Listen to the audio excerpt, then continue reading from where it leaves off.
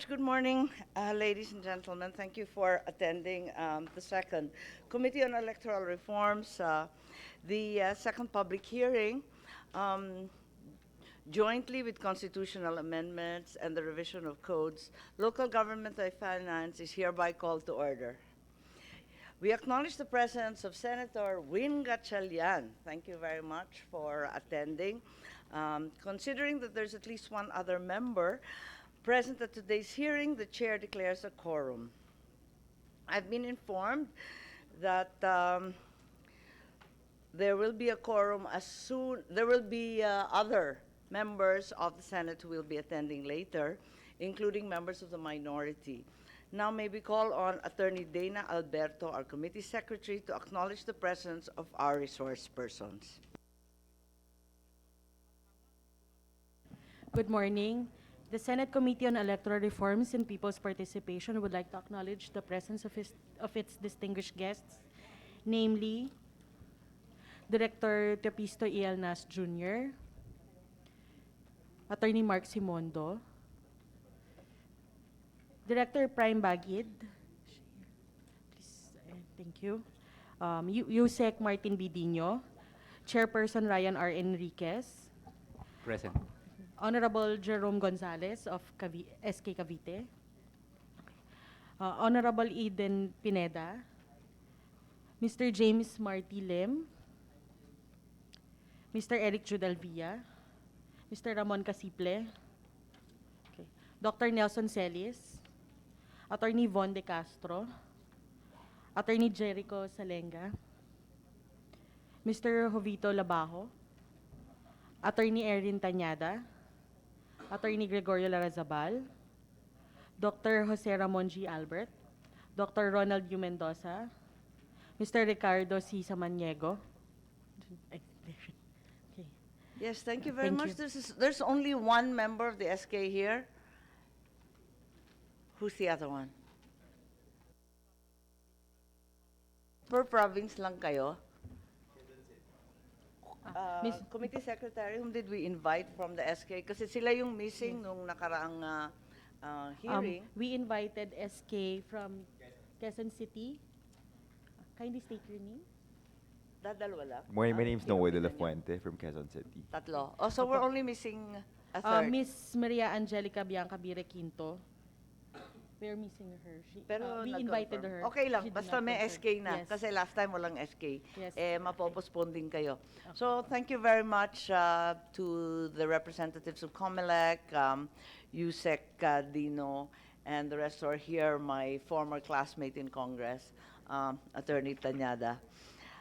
May I know from the COMELEC, as well as from the committee secretary, about the status of the documents requested at the last hearing. Firstly, in compliance, regarding the compliance of the LGUs for providing a suitable office space, meron na po kayong nasubmit na listahan kung saan kulang at kung saan okay na? We are still in the process of extracting the information down to city and municipal level, Your Honors. I see. Pero sa probinsya, lahat naman meron yata, di ba? Yes, Your Honor. Meron naman, Your Honor, but on the question or on the matter whether it is suitable or not as required under Section 55, yun ang kinukuha namin na report, Your Honor. So yung suitability yung issue. Pero anong deadliest deadline po ninyo? Kailan po ninyo maibibigay yun?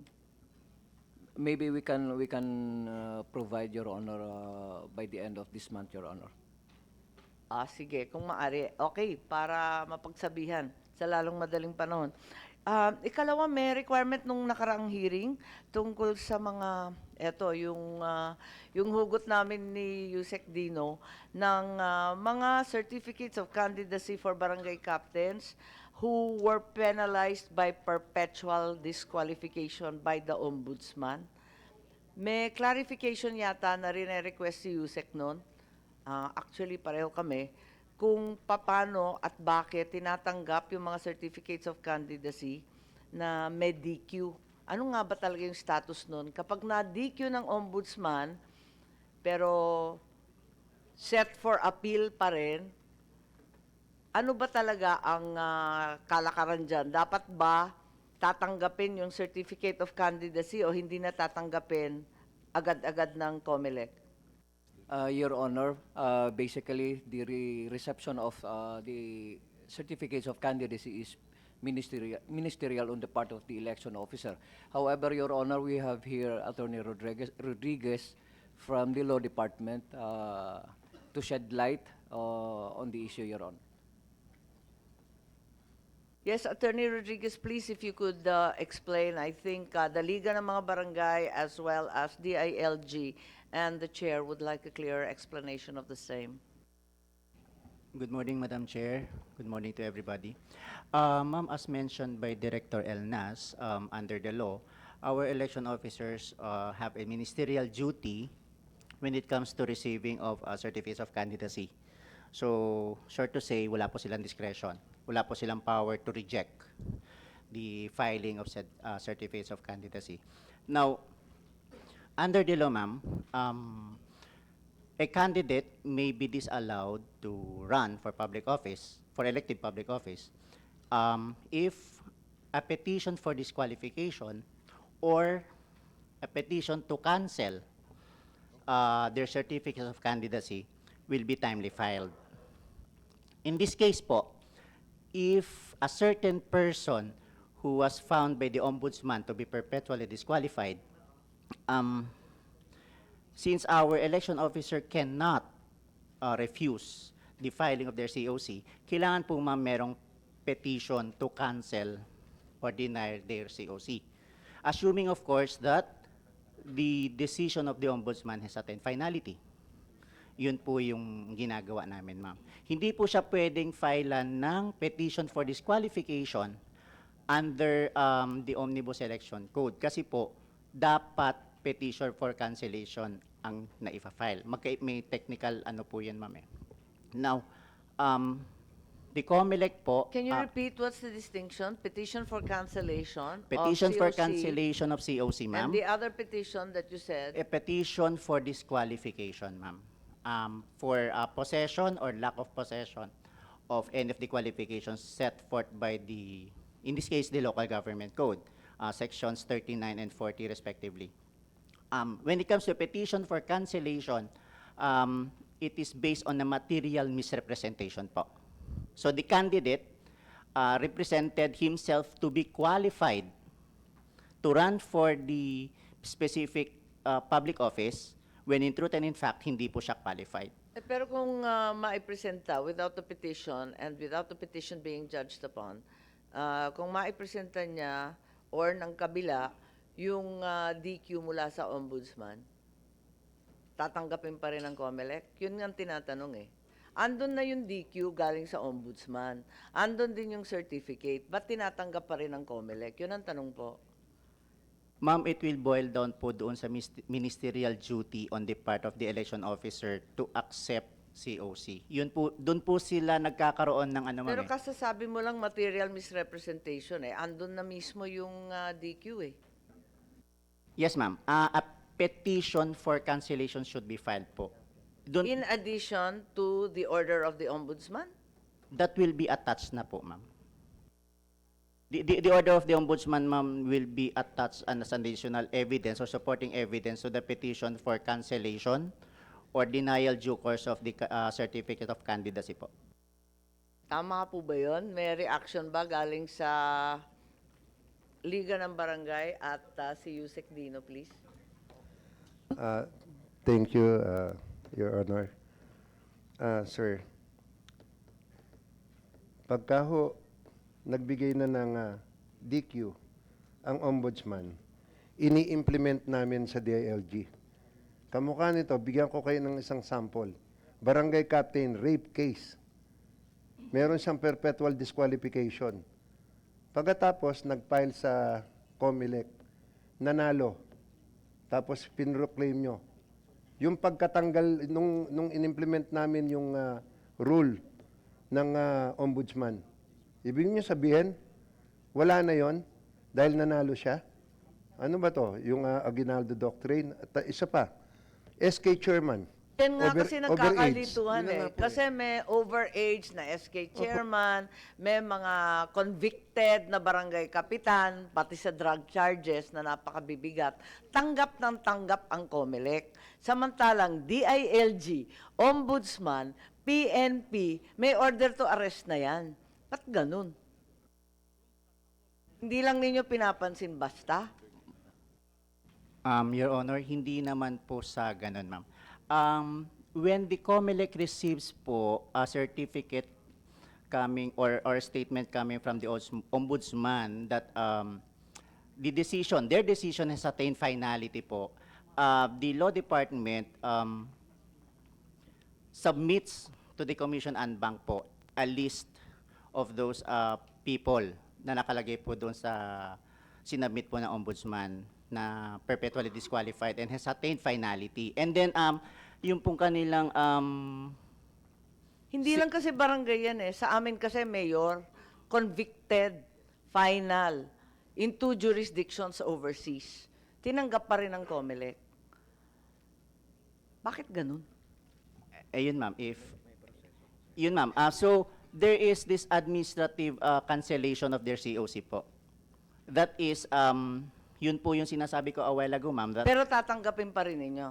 Basta Das- kayo, tanggap lang ng tanggap. the COC, ma'am, will be received po by the Bahala na sa COMELEC. buhay nila yung DILG, ibang local government, saka yung PNP, pati na rin yung ombudsman na mag-execute ng judgment. Ganun ba yun?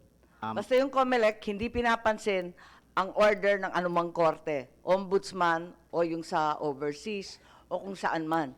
Hanggang walang petition for cancellation. Ma'am, Tama po ba yun? ma'am, let me just make it clear po. Kasi Yes, parang ganun yung sinasabi mo. Basta kami ministerial, tatanggapin namin lahat. Kahit convicted yan, mauuwi tayo ng GCTA nito ma'am, the ministerial part, ma'am, is just the filing of COC.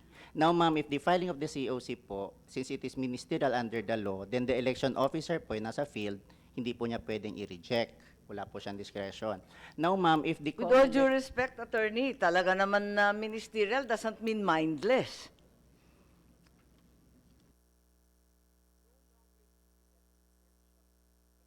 Yes po. So yun po, going back po, if we will receive a list po coming from in this case, the ombudsman, that this particular candidate was found guilty and perpetually disqualified to run or be employed again in public office, kami po sa Law Department, ma'am, nagsasubmit po kami ng list to the Anbank, Commission Anbank, for administrative disqualification. Hindi na po kailangan, ma'am, in this case po, ng petition for cancellation. What I was mentioning a while ago po na petition for cancellation is if, for example, a certain person or any interested party knows that this person is disqualified, then they can avail of the petition for cancellation po. That can be filed before the commission. Pero without prejudice po yan sa pag-exercise po ng COMELEC sa pag-administrative disqualification po. Yes, may I urge Attorney Rodriguez that the Law Department of COMELEC finally put that in writing in a formal opinion from the Commission, please. Yes, Kasi litong-lito na po kami dyan. Ngayon, may bagong discovery kami na meron palang administrative cancellation, maliban pa sa petition for cancellation. Can we put that in writing po? Kasi medyo nahihilo na rin kami. Dati po akong governor, convicted po sa 2 jurisdiction. Tinanggap pa rin ng COMELEC, litong-litong nga kami. Bakit ganun? Yes, ma'am. Mayor po, mayor yun, di naman barangay. Tinatanong ko lang, kahit may conviction, finality, tatanggapin pa rin, ministerial pa rin. Tama ba yun? Please clarify lang so that everyone here. Madam Chair, under Section 76 of the Omnibus Election Code, the duty of the provincial registrar and the election officers to accept the COC is ministerial. And the problem is under Section 262 of the Omnibus Election Code, violation of Section 76 is an election offense. That is why our own election officers are, well, scared of not to accept because it is their duty under Section 76, and they might be liable for, prosecution for election offenses under Section 262 if they refuse. That is why, Madam Chair, we are very grateful for this opportunity to have this hearing. Maybe Congress can do something about Section 76. Actually, it isn't Congress. I think the Commission's been tasked to set up a special committee to recodify all the laws. As we all know, the Omnibus Election Code precedes the Constitution, precedes the automation. So ang sabi nga natin, nung nakaraang hearing, at ito pa ay kay Secretary at Senator Laila De Lima, na i-recodify na kasi talagang nagko-kontrapuntos na talaga yung ating iba't ibang mga batas. So, I will ask once again, at nagbigay yata si Commissioner ko nung last hearing, parang may sinabi siya na matatapos yata by next year. Tama po ba yun? Ang sabi niya, third quarter ng 2020. Yes.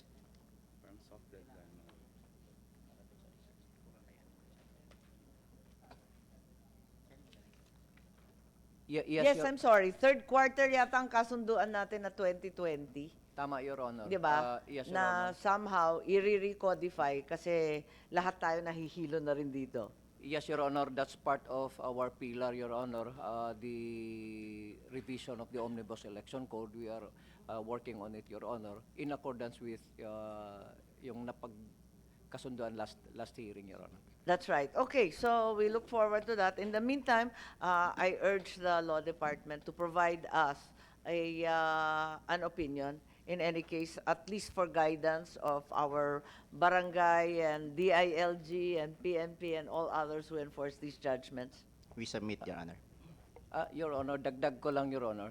As far as the guidelines on the filing of the certificates of candidacy for the BSKE, Your Honor, hindi na tinatanggap namin yung if yung magpa-file is underage, outright, hindi na tinatanggap natin, or overage, Your Honor. Very Ang specific. dami yatang tinanggap na SK na This time- overage. Yes, Your Honor. This time, Your Honor, nilagay na natin yung specific or inclusive dates wherein magka-qualify yung magpa-file ng Certificate of Candidacy, Your Honor. So, outright, kung hindi siya pasok doon sa range, Your Honor, his or her Certificate of Candidacy will not be accepted by the election officer, Your Honor. So tanggap ng tanggap except pag age. Yes, Your Honor. Yung convicted criminal, okay lang. Yung sa Yung overage, hindi pwede. Hindi pa namin nasama yun, Your Honor, because it has to go through with the process, Your Honor. Itong sa edad kasi, Your Honor, malinaw na, at saka siya mismo ang nagde-declare na ito yung edad ko, tapos hindi pala pasok dito sa age bracket, Your Honor. Yung nagsinungaling. Yes, Your Tapos, hindi nagsinungaling, nagsabi ng totoo. Yes, Your Honor. Kung nagsinungaling, okay lang. Kung nagsinungaling, Your Honor, then there has to be a process. Somebody will question it. Ganon pa rin, Your Honor, because basically, we will go back to the concept na the filing of the certificate of candidacy is purely acceptance is ministerial on the part of the election officer. Tawa ng tawa na si Yusek Martin. Okay, sige, abangan na lang namin yung opinion ninyo. There's one last there's one last item on the agenda from the previous hearing. The committee also wrote the COMELEC to provide its rules of procedure with regard to the procurement of automated election systems, equipment, material, software, facilities, and other automated election services. Humingi kami ng procurement kasi may discussion dito kung paano daw ginagawa and how we can eventually level the playing field. So, may request nun, if you would recall, na sana ibigay ng COMELEC yung steps sa procurement system. I don't think that this will be completely different from other procurement systems in other agencies. Yes, Your Honor. Pareho lang yung procurement process and procedure natin, Your Honor. And we will coordinate with the procurement PMD, Your Honor, and of course with the PMO for the national and local elections, Your Honor. Hindi kasi ang reklamo rito, yung parating Smartmatic lang ang kailanman magko-qualify doon sa single largest contract, doon sa previous elections, at yung ating mga local na service providers will be forever boxed out. I think that was the intent of the query. We will inquire, we will coordinate with the Procurement Management Office, Your Honor, on the submission of the corresponding documents, Your Honor, in relation with, in coordination with the project management for the automated elections, Your Honor. Ako nag-file na kasi noon na kung maaari, wag na yung single largest contract para may ibang makapag-bid. At saka wag na rin yung two previous electoral exercises para rin makapasok din yung iba. Although, syempre, natatakot naman tayo na kapag hindi pre-qualify, baka naman talaga matuluyan yung failure of election, na kinatatakutan ng lahat. So, yun nga. In the meantime, tignan natin yung procurement process. In the recodification, perhaps it's a good time to evaluate also. Okay, thank you. May I know from the Liga status of the submission of its resolution proposing a 5-year term for barangay officials? Hiningi ito ng committee the last time. Nagagawa kayo ng resolution kasi kayo naman mababenepisyo niyan. May resolution na po ba kayo tungkol sa 5-year term para ma-extend kasi sobrang ikli nun 2 years? Good morning po. I think we have already submitted. I think the committee is not in receipt of any resolution from the Liga, which is why I brought it up. Okay. I will ask our executive director because I was informed No, that can you send it na lang ASAP? Kasi Yes. kayo naman makikinabang dito. Kayo naman yung dahilan ng effort. Okay. Okay, James. Yes, ma'am. I think the resolution is well on its way. What we filed there was for the two things: for the Sangguniang Kabataan and barangay elections to be postponed to 2023. That's our wish, of course, and the resolution. And then the Where is it? justifications are there. Ma'am, I'll just have to check if it's. Yeah, I'm if not it's, in receipt. yes, ma'am. If the Liga ng Barangay will do that, can the SK do the same? Yes, ma'am, we will. Yes, because I haven't received anything from both parties who clearly will benefit the most from this. I think that we also, yes, SK Jerome. Ma'am, in the matter po of resolutions coming from the SK Federation, the SK Federation does not have, the SKs do not have a national federation, ma'am. No, I understand So, that, but at least from individual federations, I'd be grateful okay, to will do, have ma'am. in hand some support. Will do, ma'am. Okay, thank you. I think that... Yes, Dr. Salis, please. Madam Chair, this is related to the previous discussion regarding the procurement. I was raising my hand. Okay, yes, please. Yeah, with regard to procurement and even the bidding, I seriously suggest that the GPBB or the Government Procurement Policy Board be invited also.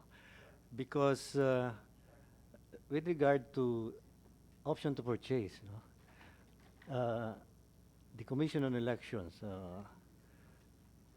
was already given a notice that the option to purchase of the machines of the 2010 machines should not be considered in the first place because it should pass the bidding process. And then that also happened in 2016, no? And even 2019. So there has been no bidding since 2010.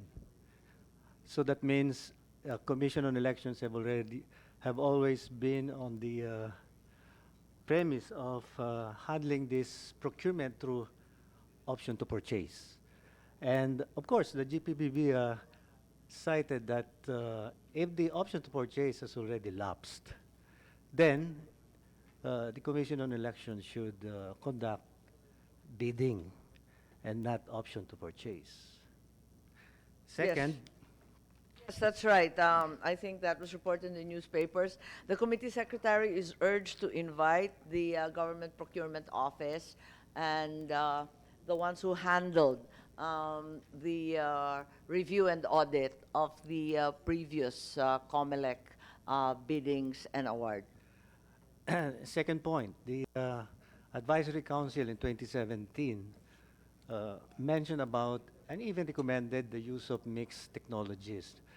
That means we're not, or even the COMELEC should not consider only one vendor, meaning that mixed technologies should also be considered. That was recommended by the Advisory Council. At that time, it was Secretary Salalima, who mentioned that. And that was carried by Undersecretary Rio when he was the OIC of the DICT. So that means we can have several technology providers, no?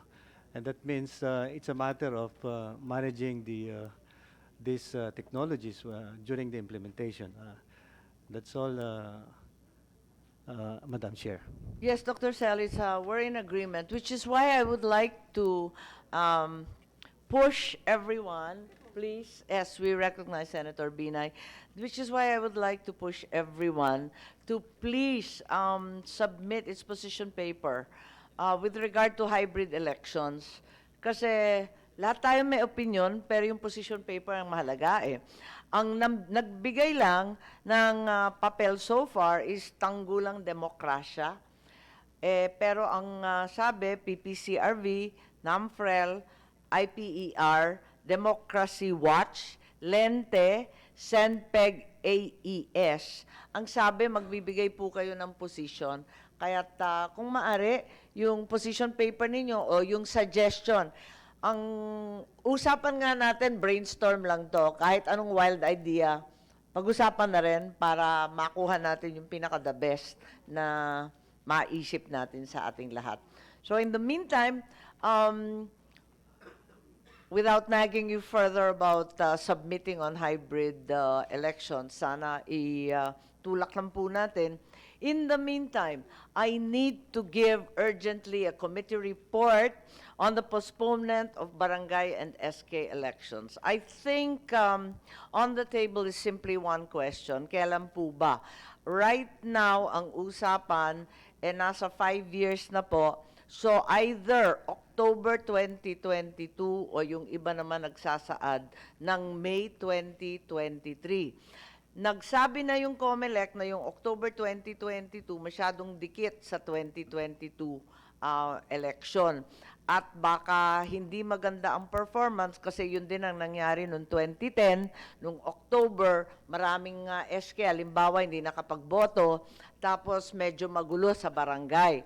At maraming napaulit ng eleksyon, medyo naguluhan. So they were asking for space of a year or at least close to a year from the national election. So ngayon, ang usapan is October 2022 kay Senator Bong, tapos si Senator Nancy may bill din dyan. Ako, May 2023. Sabi naman nila, masyado naman malayo na. Ang haba-haba na ng term ninyo. Kaso nga, ang problema is, nag-uusapan kami between October and May, nagrereklamo rin naman ng SK at yung iba dahil masyado naman malapit at hindi daw makakauwi ang mga mag-aaral. Mga estudyante natin di makauwi kasi hindi pa bakasyon. So March. So we're thinking March, April instead of May. But the COMELEC brought up another point which is iba-iba na naman yung start ng term ninyo. May April, may March, may Pebrero, tapos may Mayo naman yung iba. So saan na ba tayo po? Any immediate reactions or suggestions para matapos na yung usapin at ipahiwatig na natin sa mga nauukol? James, please. Ma'am, good morning po. Your Honor, with all due respect, no, yung pong, two things po. Yun pong, una yung issue na 2022 2022 po ba or 2023? Yun pong 5 years, kung titignan po natin, ngayon lang po mangyayari yung napaka-iksi. Next year na dapat mag-election yung barangay. So, pangalawa po, nagiging issue rin po kasi pagka nagkakaroon ng election prior to the national elections, nauna yung barangay, nagkakaroon ng masyadong maraming political... Wala nang discussion doon. Oho. Ang discussion talaga after 2022 election. Yun nga po, yung masyadong- There's no discussion that Yes, it ma'am. will be 2021. Talagang 2022 na ang gusto ng lahat.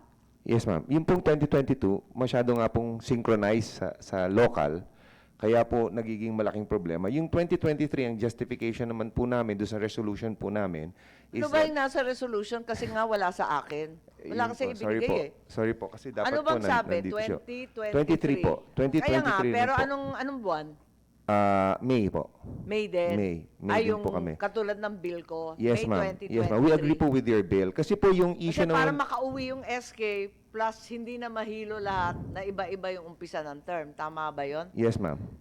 Yes, So that's the position of the LMB. Yes, ma'am. Okay. We're doing it kasi ma'am, at least looking at it in the nationwide perspective, na although may iba-ibang schedule ang SK, siguro ho sa majority, yung summer vacation ho ang kailangan natin i-consider for everybody po. Yun po. Okay, good. Perhaps the SK can respond. Ma'am, if I may be recognized. Yes, Ma'am, on the part of sorry. the San... Are Nowhere you de la Noe? Fuente. Yes, ma'am, from Quezon City.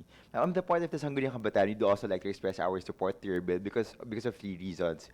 Firstly, it's been more than a year since we assumed office, and yet it is just now that we are starting to access our funds. And if our term is to end next year, ilang buwan na lang po ang meron kami. So this is welcome development. Secondly, under the RE 10742, we are mandated to create a 3-year plan, which is the comprehensive barangay youth development plan. So we won't be able to carry it out should the election proceed next year. And lastly, Madam Chair, there are a lot of problems with regards to the implementation of RE 10742. It is proper for us to iron out these problems first before we welcome the next batches of the Sangguniang Kabataan. Thank you, Madam Chair. Report po yung May 2023 as well. Okay, so Senator Binay, who placed October 2022 in her bill, would like to reply. No, Madam Chair, because I think yung CHED ata may move yung break to August. So if hindi pa yata, hindi pa pwede.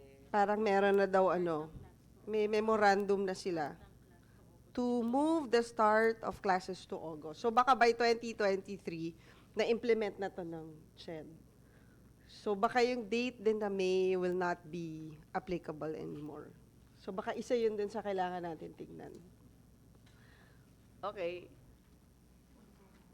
Although, kapag nag-umpisa ng August, mas lalong magulo yung October. Anyway, Attorney Goyo Larrazabal. You wanted to say something? May is a good time to have elections, ma'am, because if you have it on October, normally the weather's not as good That's as correct. compared to May. Well, as we see. Yes, that's why historically COMELEC prefers it on May. That's right, that's right. Even if you have classes or not. Classes or no classes, talagang hassle yung panahon. Yes, ma'am. Totoo naman. Madam Chair. Yes po, Eden.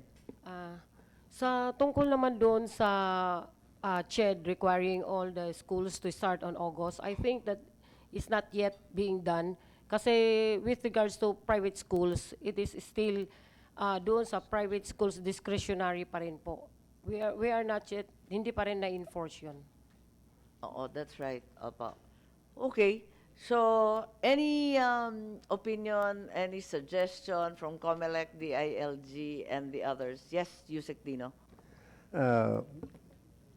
Suportado po kami dun sa postponement. Why? Ngayon ho, Done na po yung postponement. Kaya Ano nga na lang po. yung date? Date Kaya na nga- lang po. dun po sa date, okay po kami kasi nakita May or... May. May. May 23. Ang ano lang po namin, kasi napakarami po lahat ngayon ibinagsak sa barangay. Lahat ng trabaho. Manila Bay clean up, tapos itong clearing ng karsada, badak, pati sa dengue. Kaya po ngayon, makakapag-concentrate ang ating barangay sa lahat ng proyekto na ibababa ng gobyerno, most especially yung LCAC, ay yung atin ngayong na end insurgency. Kaya po, ang DILG, suportado po kami dyan sa 2023 May. Salamat po. Thank you, Yusek, and the committee recognizes the Commissioner Antonio Co, who has taken the time out once again to attend this hearing. Thank you.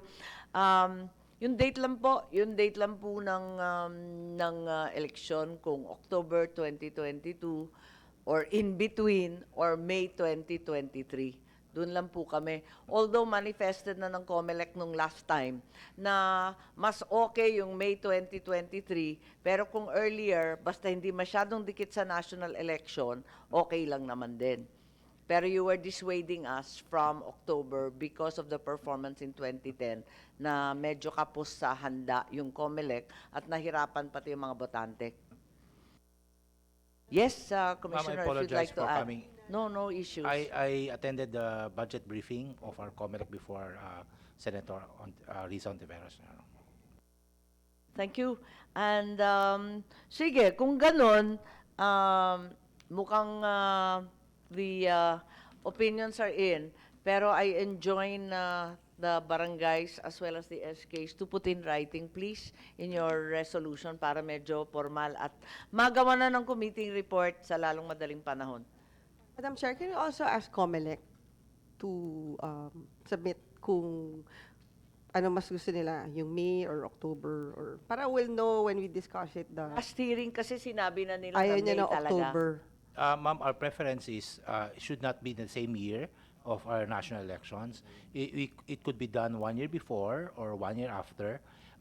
We are looking this, ma'am, because we don't want, if assuming to postpone to October, and normally the term of the barangay election is similar to local officials, every year it would be the same. So we would like it to be 1 year before, 1 year after, so that it won't coincide.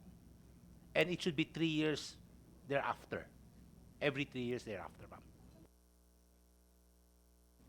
Yes, Director Elnas, please. Dagdag ko lang, ma'am, no? In relation doon sa statement ni Commissioner Larrazabal, the May, mas maganda yung May yung elections. Why? Because one, yung weather natin. Pag masama yung weather, maapektuhan yung deployment ng forms and supplies, deployment ng ballots and accountable forms. Second, deployment ng teachers, etc. And of course, on election day, pag masama yung panahon, hindi tayo makakapag-conduct ng elections. May, wala tayong issue masyado sa May, especially second Monday of May. As experience, maganda yung panahon natin during that month. Yes, naaalala ko po ang isang issue.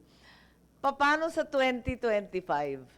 We'll be facing the same problem. Yung national at yung barangay na 3-year term, magsasabay na ulit?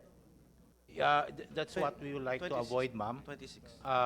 So if the election will be reset, 2023, 20 magiging 2026. 2026. Kaya Every year. gusto natin, 2023, tapos 25 na naman yung national, malayo na naman sa 26. And every year, every election cycle thereafter, parating 1 year later yung Yes. barangay at yung Yes, ma'am. SK.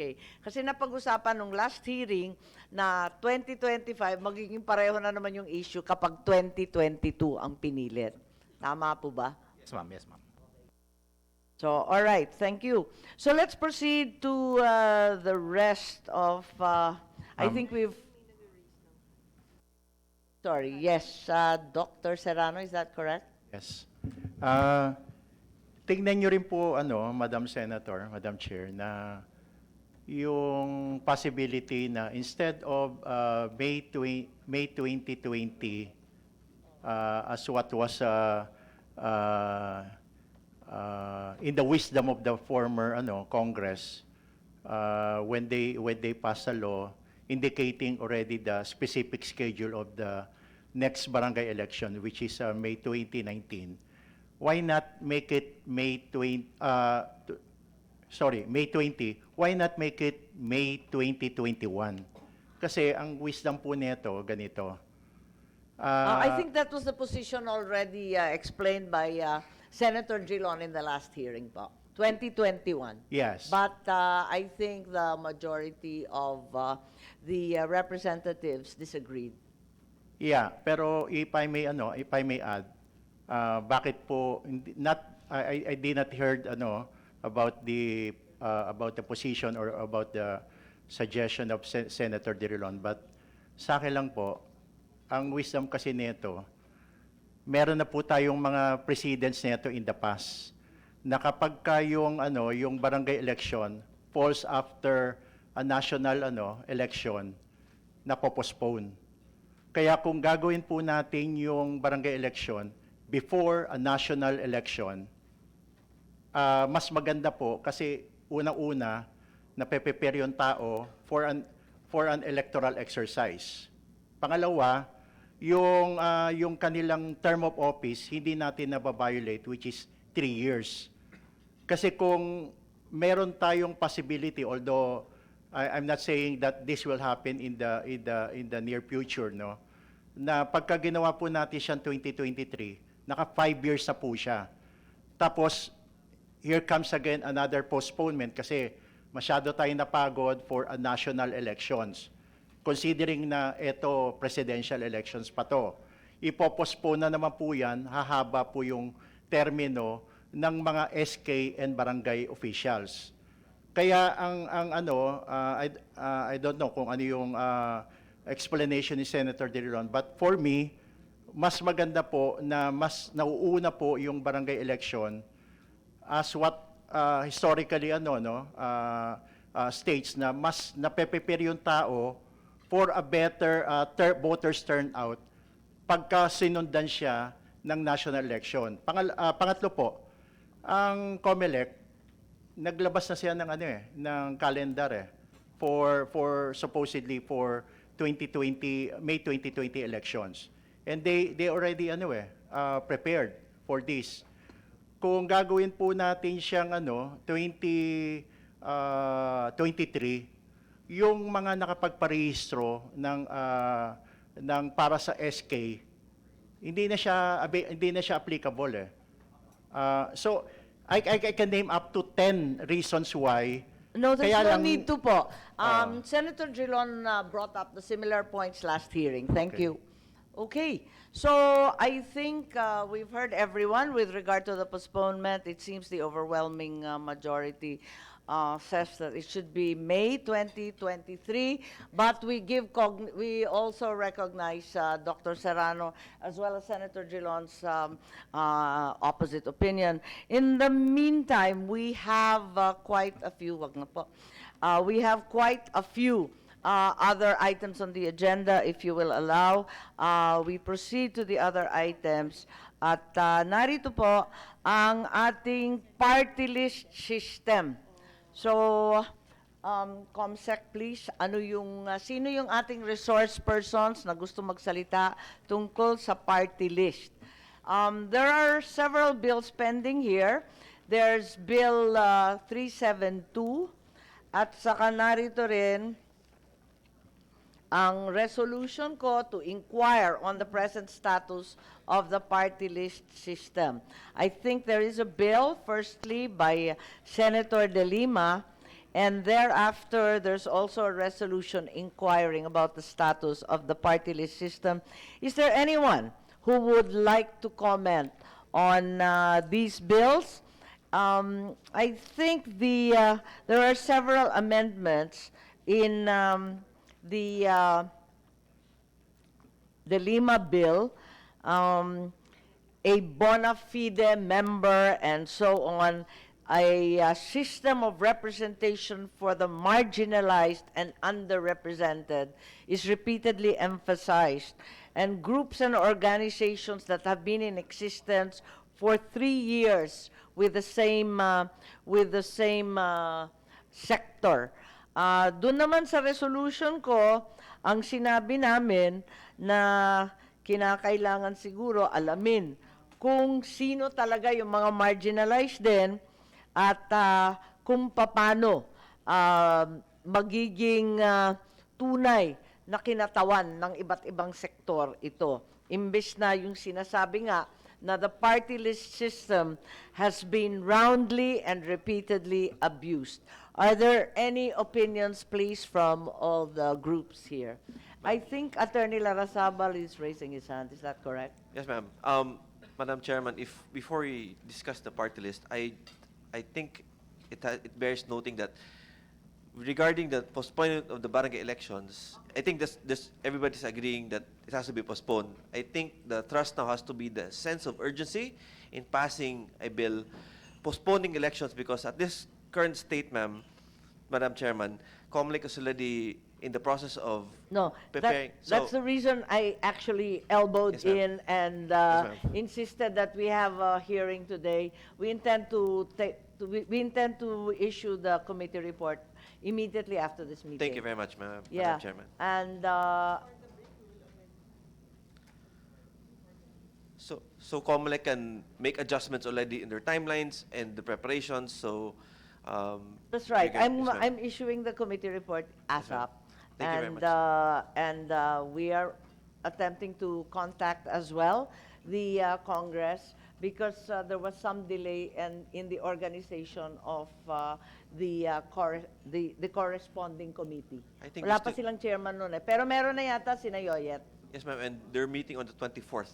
Yep. That's correct. Kaya nga, inaantay namin sila noon Yes, ma'am. because they hadn't organized. But now that they are organized, I think we can go ahead quickly. Thank you very much, So Madam Chairman. today, mag-i-issue ako ng committee report, and then sila magmi-meeting na yata next week. So mapaalam natin sa COMELEC kasi nga very, very close Yes, ma'am. ang Thank you. ating schedule. Thank you. Okay? Yes po, Mr. Samaniego. Yes. First of all, I would like to thank you and take this opportunity while Yusek Dino is here. I think he's leaving already. Yes, I'll be attending to we 3 recognize sessions. Senator Ronald De La Rosa. Mr. Chair, this will not take long because my friend is gonna leaving in 2 minutes time. But ito lang po, dapat sa kabila po ako dun sa public services. Now, I think the law should be revisited in terms of voting population before we leave this, terms of barangay. So, okay na po tayo. The Philippine Coalition of Consumer Welfare fully support yung postponement ng barangay election. Before or after, wala ko kaming problema doon para mapag-prepare. But Ang sinasabi po ninyo, ipoprorate yung representation ng barangay? well, kasi po, meron po kami natanggap ng mga Tama complaints. naman, Yeah. talaga naman tama. May 500,000 sa Quezon City na barangay. Samantalang sa Manila, sa NCR pa lang yan, kada kalye, kada liko, ibang barangay na naman. Yung po ang gusto namin linawin at gusto marinig ito ng buong sambayanan kung ano yung gagawin natin. Kasi yung isang syudad na na-mention nyo, halos 2 streets lang, population of 600 voting population. Ang napapakinabang lang po yung mga kamag-anak nila at mga kaibigan nila. Pagka may pumasok po halimbawa na hindi tiga doon at uupa lang, nabubuli sila. Now, we validated the complaints about this. And Tama naman po, Mr. Samaniego. Ang problema, wala po sa committee na to at wala po sa agenda natin. Siguro, gumawa na lang tayo ng query kay Yusek Dino at ma-action na niya ng DILG. In the meantime, sa Senado, kakausapin ko rin yung aking counterpart sa local government upang ma-actionan din yan. Kasi tama naman talaga na Yes, hindi pantay-pantay at hindi equally prorated ang representation. yes, we actually did the complaint several years ago. But now, nagkaroon po ng solusyon at nakausap ko si Yusek Dino, yung mga airing barangay officials nito na nagbubuli, 2 kalye lang ang hawak, pwede pala nilang suspindihin once they validated this. So again, kasi magkakaroon po tayo ng election muli, siguro i-revisit lang in terms of voting population, ASAP. Yun lang po. Maraming po salamat. Okay, thank you. Balik muna tayo sa eleksyon. Okay, ang party list po,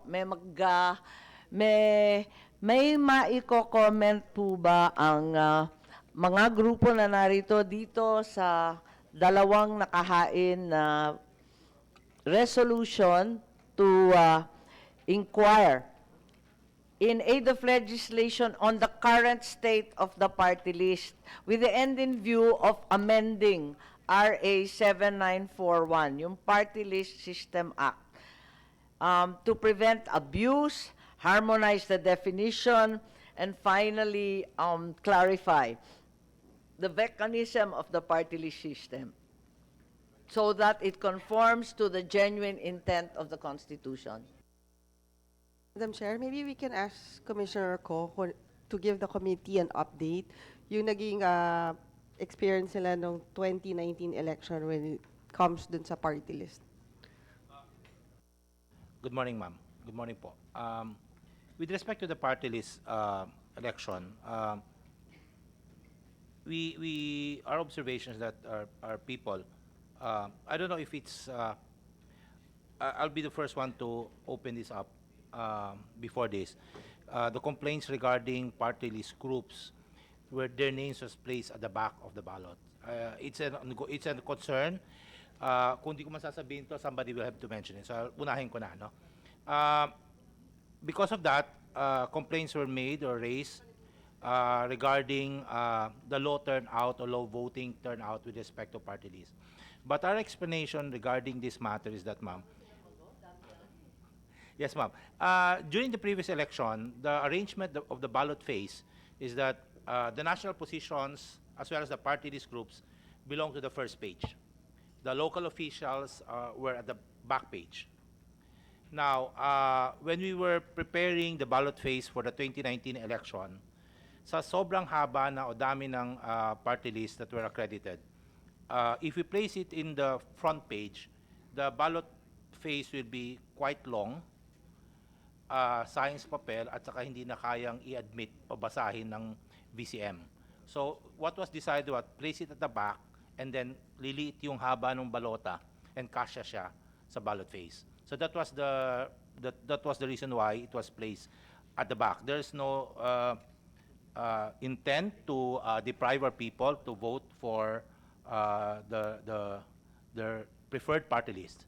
Wala hong any plot to deny them, to deny our party list with the votes. Yun lang po ang dahilan. Simple as pagkasyahin sa ballot phase yung mga names ng ating national, local, as well as party list candidates. Ang sinasabi po kasi, marami talagang criticism na unang-una, hindi naman marginalized sector member yung mga nahalal. So, tama po ba yun na abuso to?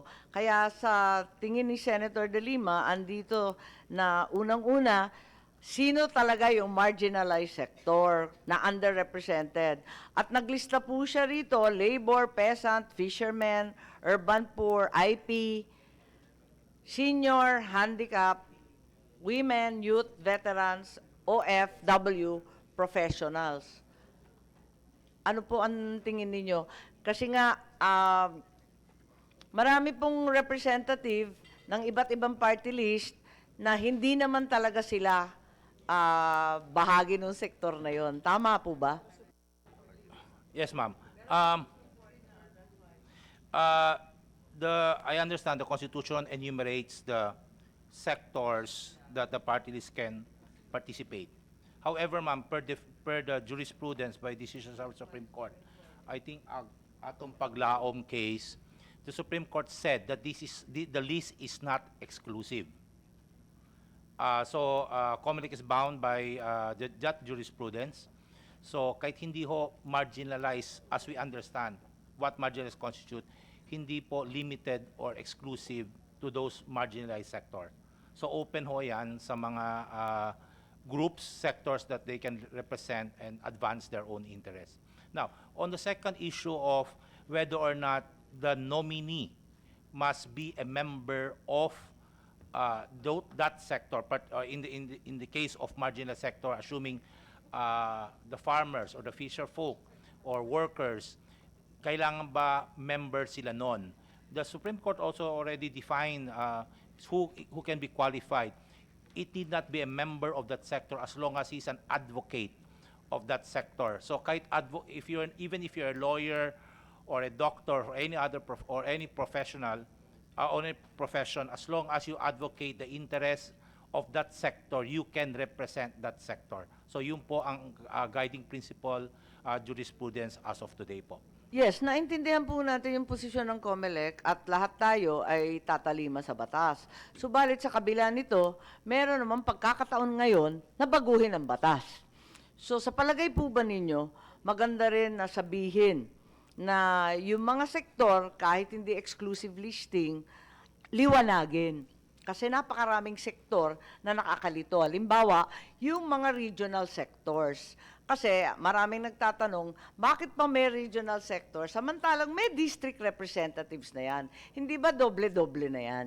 Yun ang tanong. Sa pakiwari lang ninyo, hindi ko po kayo pipilitin o ipapako dyan sa opinion. Haka-haka lang po to. Daldal lang po. Okay po. Yung issue ng sectoral representation,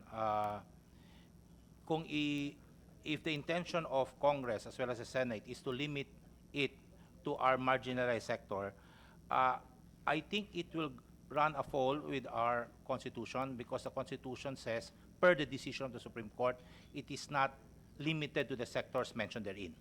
So it might call for a constitutional amendment to limit the representation in party list to marginalized sectors. But the party list says marginalized, but the Constitution refers to marginalized and underrepresented sectors po. Yes, ma'am. Wala naman binabanggit doon na yung mga regions na may sarili-sarili ng district representatives, kailangan pa ng sariling party list. Why would we run afoul po? Yung pong yung pong regional parties, according to the interpretation of the Supreme Court in Actong Paglaom, if I can recall, aside from sectoral representative representing marginalized sectors, political parties can participate in our party list election as long as they set up a sectoral wing within that party. So kahit po yung ating mga established political parties, the Nacionalista, the Liberal Party, PDP Laban, they can participate in the party list election. Dati ho, ang ating concept lang is that this party list election exclusively for sectoral parties, particularly for those marginalized. But because of this Atong Paglaom decision of the Supreme Court, they said that this is open to everyone, including political parties, as long as they set up their own sectoral wing. Yun po ang naging decision. So therefore, even if in the local level, it can be within a municipal, provincial, or even regional level, yun din po ang sinabi dun sa Atong Paglaom case. Now, the issue here is that since there's already a decision by the court, can Congress institute or come up with an amendment that would, in effect, set aside this interpretation? My understanding there is, ma'am, is since this is an interpretation of a constitutional provision, that interpretation might be superior to a legislative enactment. Are we saying that both houses of Congress are incapable of amending the law? It can, ma'am. It can. Ang sa akin lang po, it might raise a serious constitutional question. Especially in those areas already interpreted by the Supreme Court. This is fairly controversial. Attorney Tanyada, Erin, we have some violent reactions, at least on my part as well. Thank you. Yes, Erin. Thank you, Madam Chair. I beg to disagree with Commissioner Ko. I believe Congress can enact a law that would limit, or not necessarily amend the Constitution, but I think the jurisprudence provide for in the Supreme Court case attack the law itself, not the Constitution. So if Congress, through its wisdom, feels that there are loopholes in the law, that's why the Supreme Court enacted the decision in the Atong Paglaom case, then Congress can come in and amend the law to plug that loophole. So if we feel now that that the party list system is not compliant with the Constitution because of the law that was enacted, then Congress can amend the law. Yes, okay. So, certainly, I think Attorney Larrazabal, you were signaling.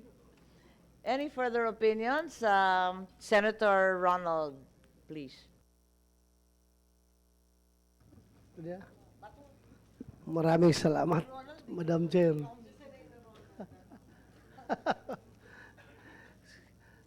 Sa Kumilik, magtanong lang ako, ano bang kaya natin gawin dyan sa mga party list system na obvious na nagsusuporta sa CPP-NPA? Ano bang gawin natin dyan? Senator, if they are already a registered political party, anybody, any interested person can file.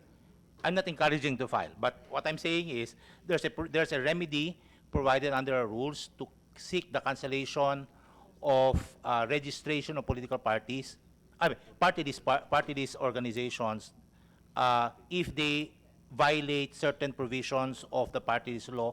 I understand there is already one petition filed. I'm not liberty to disclose, but there's already a petition filed before COMELEC that seek the disqualification of a party list because allegedly they, I understand, advocate violence. So therefore, we are going to hear this. I cannot anticipate what will be the decision of the COMELEC regarding this matter. But however, Senator, there's a remedy. If the petitioner can prove the grounds, COMELEC will act on it. Kaya nga sana, yung sinabi mo ata na petition, ito yung pinail ng April 26, 2019 by certain Aguilar. Canceling the registration of Makabayan, Bayan Mona, Anak Pawis, Kabataan, ECT, and Gabriela, alleging that these are party list groups identified with the CPP-NPA. I hope you can give us an update on this para... Your Honor, I can only confirm the existence of a petition filed, but I'm not sure if the parties that you mentioned are the ones involved. But I'm not at liberty to disclose the proceeding. But normally, they will be given opportunity to defend themselves. They can file the necessary pleadings to defend and dispute the allegation raised by the petitioner in that case, Your Honor. Thank you. Sana yung Kumilik magtutulungan tayo na matapos itong problema na ito. Dahil itong mga party list na ito, they're using democracy to destroy democracy. Ginagamit nilang pagpasok sa gobyerno para sirain ang gobyerno. Kaya kawawa ang Pilipinas pag hindi tumahinto. I'm just humingil ako ng tulong sa inyo na sana matapos natin ito. Should act with dispatch itong mga petition na pinail na ito. Thank you. Salamat po. Thank you. I think Ms. Caritos of, Legal Network would like to say something. Senator Chair, good morning, Your Honors. The atong paglaom case, Your Honors, is just in consonance with the deliberations of the framers of our Constitution. If you take a look at the deliberations of the framers of our Constitution, the 1987 Constitution, their intent was not to make it exclusive to the marginalized or underrepresented sectors. The misconception lies in the phrase, for the first 3 consecutive terms after the ratification of this Constitution, 1/2 of the seats allocated to party list representatives shall be filled as provided by law by selection or election from labor, peasant, urban poor, etc.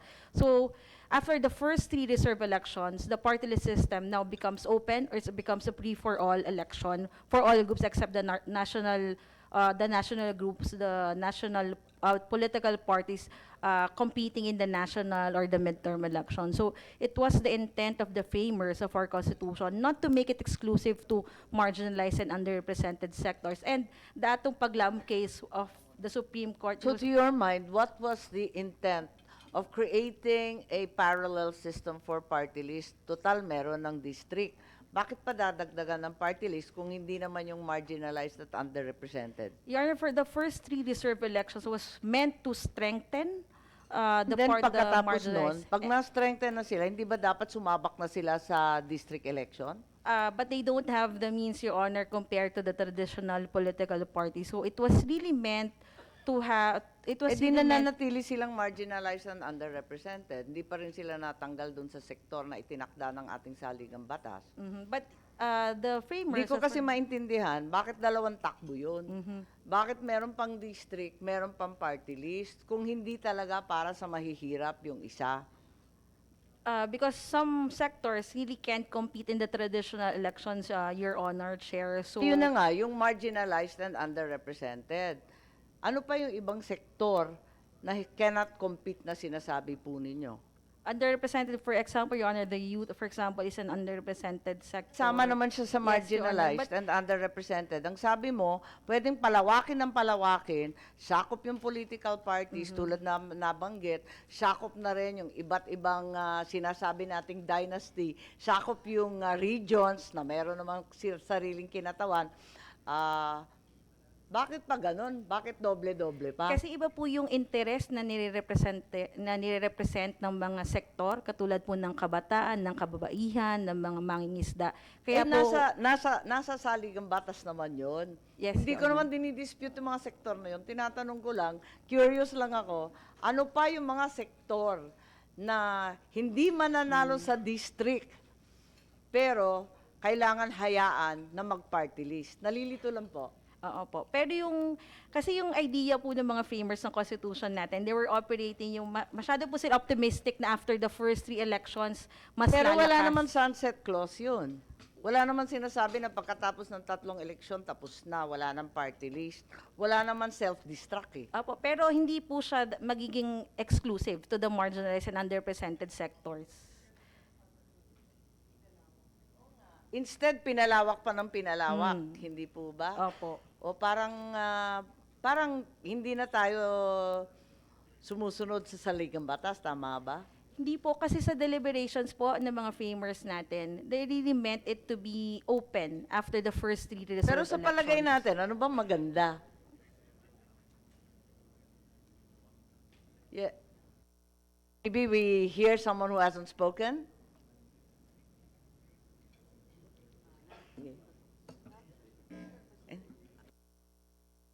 Kasiple po. Thank you, Madam Chair. I would like to share some ideas on the party list. Since we were there when that law was passed, and also our institution was part of the who advocated for the passage of that law.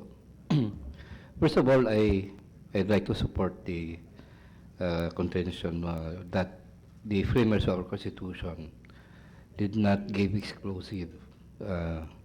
exclusivity to marginalized and underrepresented sectors. In fact, the whole system is not supposed to be a reserve seat system. That's the technical term in the international politics. Meaning, if you invoke the exclusivity, you're actually invoking a reserve seat system, meaning exclusive for a sector. The party system is part or a form Hindi of naman what po we call the nangyayaring list PR. ganon. Kasi madalas na rin na walang women sector, walang youth sector, walang fisher folk. Nangyari na po, madalas na rin po. Totoo yan na merong ganong mga system, like sa New Zealand. Yung Dito, Maori, dito sa merong, Pilipinas, wala tayong reserve seat wala system. talagang reserve seat system. Wala, Kaya wala. ilang beses na rin po nangyari na walang kabataan, walang women, nawatak-watak kasi maraming tumakbo. No, yung principle po na in-invoke sa atong paglaom, which I think is the correct one, is that it is a proportional representation system. Meaning, you vote for a party, you don't vote for individual candidates. Pero Ang hindi reason- ba proportional system yung district po natin? Yun ang strictly proportional. Within the Kasi district po, prorated sa ating iba't ibang probinsya.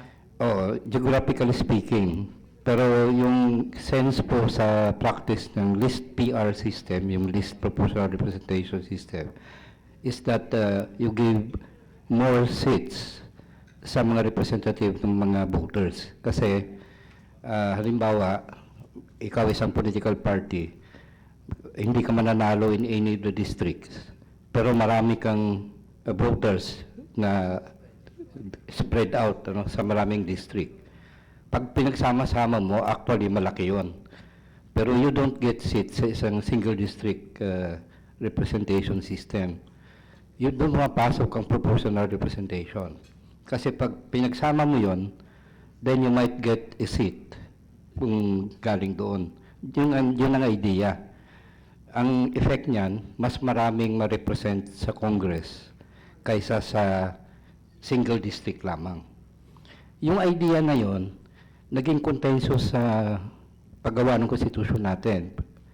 Kasi nagkaroon ng dalawang schools of thought doon. No? One school of thought says na, pagbubukas ito ng pinto para sa marginalized and underrepresented sectors, which is true. It is a social justice tool, nung 86 Constitutional Commission.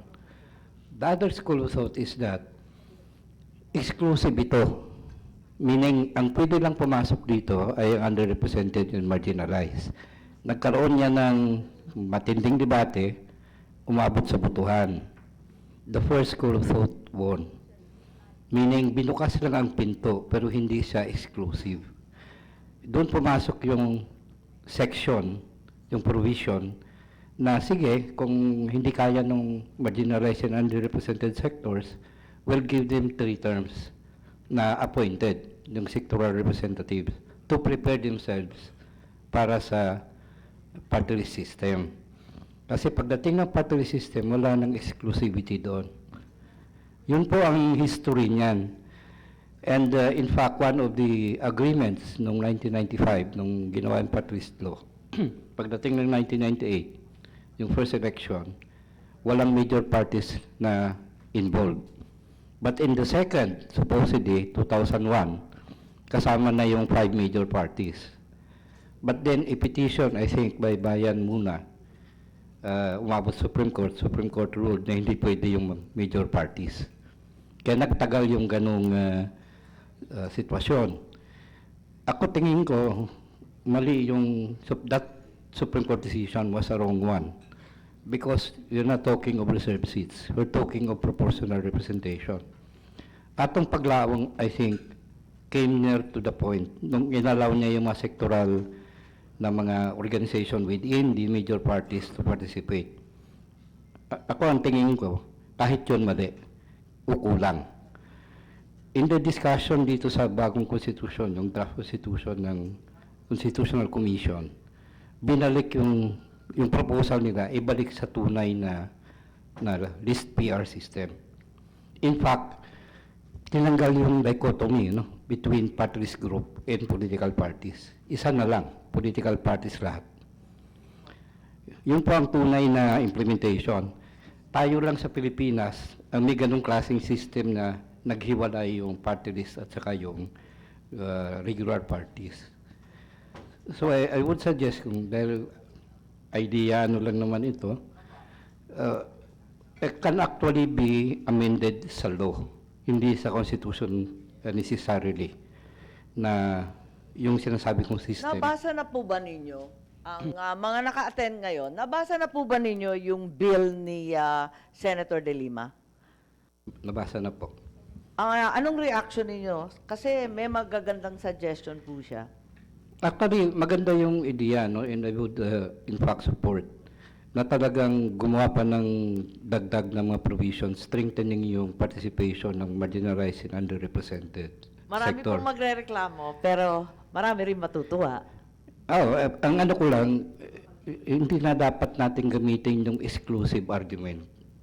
Kasi that's not the system. Kaya yung... Wala naman pong exclusive listing dito.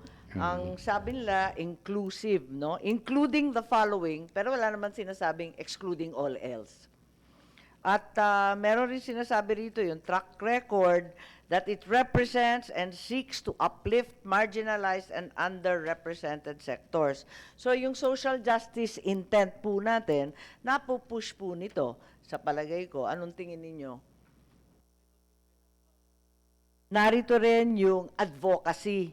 Ito kasi nangyari na po sa amin sa mga regional representatives po namin, yung accountability program of advocacy or proposed areas of legislation. Napakarami po natin karanasan na malupit, na nahalal para maging kinatawan ng isang rehiyon, halimbawa. Pero ang totoo, sa bandang huli, wala naman nagawa para sa grupong yon. Tama po ba? Kasi dito may accountability. Ano sa tingin ninyo? Medyo controversial to, maraming magagalit sa atin sa Congress. Yes, Dr. Albert, please. I am no lawyer. I'm just a policy researcher. But when I remember decades ago that I was as a voter for the 1986 Constitution, as a young person then, that decades ago, I remember the framing of this whole idea was that we want to give people more voice. So even then, I would really think that our framers had in mind this whole idea of having social justice, inclusivity, even before those whole terms came into being. And so I congratulate our legislators here for recognizing that perhaps, the law has to be something that's dynamic, and at the same time recognizing that some people, their voices are not being heard. And so if we can really define specifically certain parties, we're not exclusively saying that these are the only marginalized sectors or sectors that need to be represented more, but I think that might be a very good idea, ma'am. Yes, thank you. What about this notion of accountability, that they need to be accountable to their constituencies, whether they are sectors, regions, dialect groups, IPs, labor groups? Because in certain cases, we have heard of many complaints within the sector or the party list saying that their representative no longer represents them. And in fact, there have been some nakakahiya nga, nag-aaway-aaway nga kung minsan yung mga kinatawan kung sino talaga yung congressman. Mr. Samaniego po. Well, yes, unang-unang po nagpapasalamat kami kasi I represent the consumer group. Dito po sa pagdinig nito, naunawaan ko na hindi naunawaan ng mga tao na lagi nilang binabanatan ng COMELEC o iba pa na ang party list, bakit gano'n na nakikita namin hindi mahihirap? Hindi nire-represent yung gwardiya, hindi nire-represent yung janitor. Yung pala may desisyon ng Supreme Court. Ang last bastion of yung solution is the Supreme Court, the jurisprudence. Hindi rin po maliwanag sa tao na dapat mapaliwanag na pag sinabing amendahan ng batas, pwede sa law at hindi sa Constitution. Malaki po ang nadudulot na ito at nabanggit din ng isang policy researcher na wala pong ganong representasyon ng tao at mali po yung pag-unawa nila. Pag nakikita ho nila yung mga congressman na naupo, hindi naman farmers yan eh. Hindi naman consumers yan. Hindi naman yan Fisher Fox. Nagkaroon na po ang desisyon ng Supreme Court. So yun, jurisprudence. Dapat po yun, may paliwanag na maigi sa mga tao, sa media, na meron palang jurisprudence na, desisyon ang Supreme Court relative to that. Ngayon, ang tanong. Hindi, kasi putok na putok po kasi yung balita noong nakaraang eleksyon na napakaraming party list na for sale. Diba? Yun ang issue doon kasi sabi, bilihan naman ng party list. Ano pong reaction ninyo doon? Yung pong accountability na tinatawag, hanggang sa GACT, yun yung tinitignan nyo, accountability. Ang problema po kasi nakita namin, halos 2009 pa, attend na ako dito sa Kongreso in my advocacy, murang gamot lahat. Ang nakikita po nila talaga, problema yung IRR. Pag pumirma po ang isang presidente, katulad ni Presidente Duterte, 4 po yung pinirma niya, napakaganda po, universal healthcare, senior citizen, integrated control for cancer. Mamadaliin po yung IRR. Kailangan within 90 days, gumawa kayo tapos isasubmit yan. Doon ho nagkakaproblema. Sana kung before na pirmahan yung batas, meron ng IRR. Okay. Yun lang po. Salamat. Madam Chair. Mahirap kasi gawin yun. Imposible na yung IRR mauna sa batas. Senator Binay. Madam Chair, hindi ba kaya nagkakaroon din tayo ng problema dun sa implementation ng party list? For example, siguro Commissioner ko, can you walk us through yung proseso? Kunyari, ako, mag-a-apply ako sa party list. What's the first step na, ano yung unang hakbang na gagawin ng COMELEC para ma-approve yung party list ko? Ma'am, there's a process. There's a pertinent rules and regulations. I just don't 9366 that provides for a petition to be filed before COMELEC. May mga attachments ho yun. Yung program of government, yung articles of incorporation, etc., etc. You have to attach that in the petition. It must be a verified petition, and then subject ho yun sa hearing. No? So the COMELEC will now assess whether or not, based on the documents that you submitted attached to the petition, if you're qualified to be or should be registered as a party list. So when you check, do you do a background check or it's just may hearing lang tapos pakikinggan nyo? Meron bang ginagawang ganon yung COMELEC na you go out of the office and kunwari pupuntahan yung Parang due diligence ng party list. Meron bang ganon? titignan kung yung may opisina ba yon or kilala ba siya dun sa lugar na yon? Ma'am, one of the requirements, especially if they represent a national or regional or provincial party list, they have to be, I think, majority in the areas that they seek to represent. That Yeah. they have to be present Hindi. there. Pero you, on the part of COMELEC, do you go out of the Ma'am, office we and check? instruct our election officers, our field officers, to verify. Let us say, assuming party list A, he seeks to represent the NCR. So, yung majority ng aming election officers dito sa NCR, we instruct them to verify if they have an existing office or party or group within their certain. So, kasama ho yun din sa documentation, Yes. yung field report Yes, ng field ano reports niya. ng I ating guess si election. Attorney Larazabal. So, may capacity ba ang COMELEC to go out and do due diligence on each and every one of the Yes, we party do that, lists? ma'am. We do that. Pero yung magpo-provide lang ng address, madali lang po yun eh. We expect our field officers to conduct a thorough investigation whether or not that party list exists in that particular municipality or area. So sa palagay ninyo, yung haka-haka na walang, na may party list for sale, totoo po ba yun? Ma'am, nababasa ko lang ho yun sa dyaryo. I think it refers to an existing party list, tapos then, parang binebenta binebenta yung seat.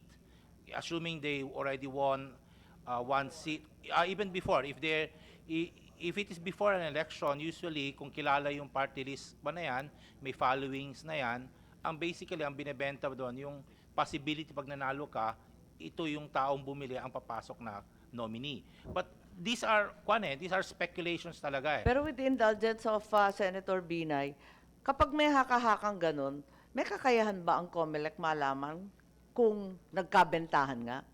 Or, Madam Chair, siguro idagdag na din natin, on your own, pwede nyo bang, kumaga, kayo mismo mag-imbestiga kung may katotohanan dun sa mga ganitong haka-haka?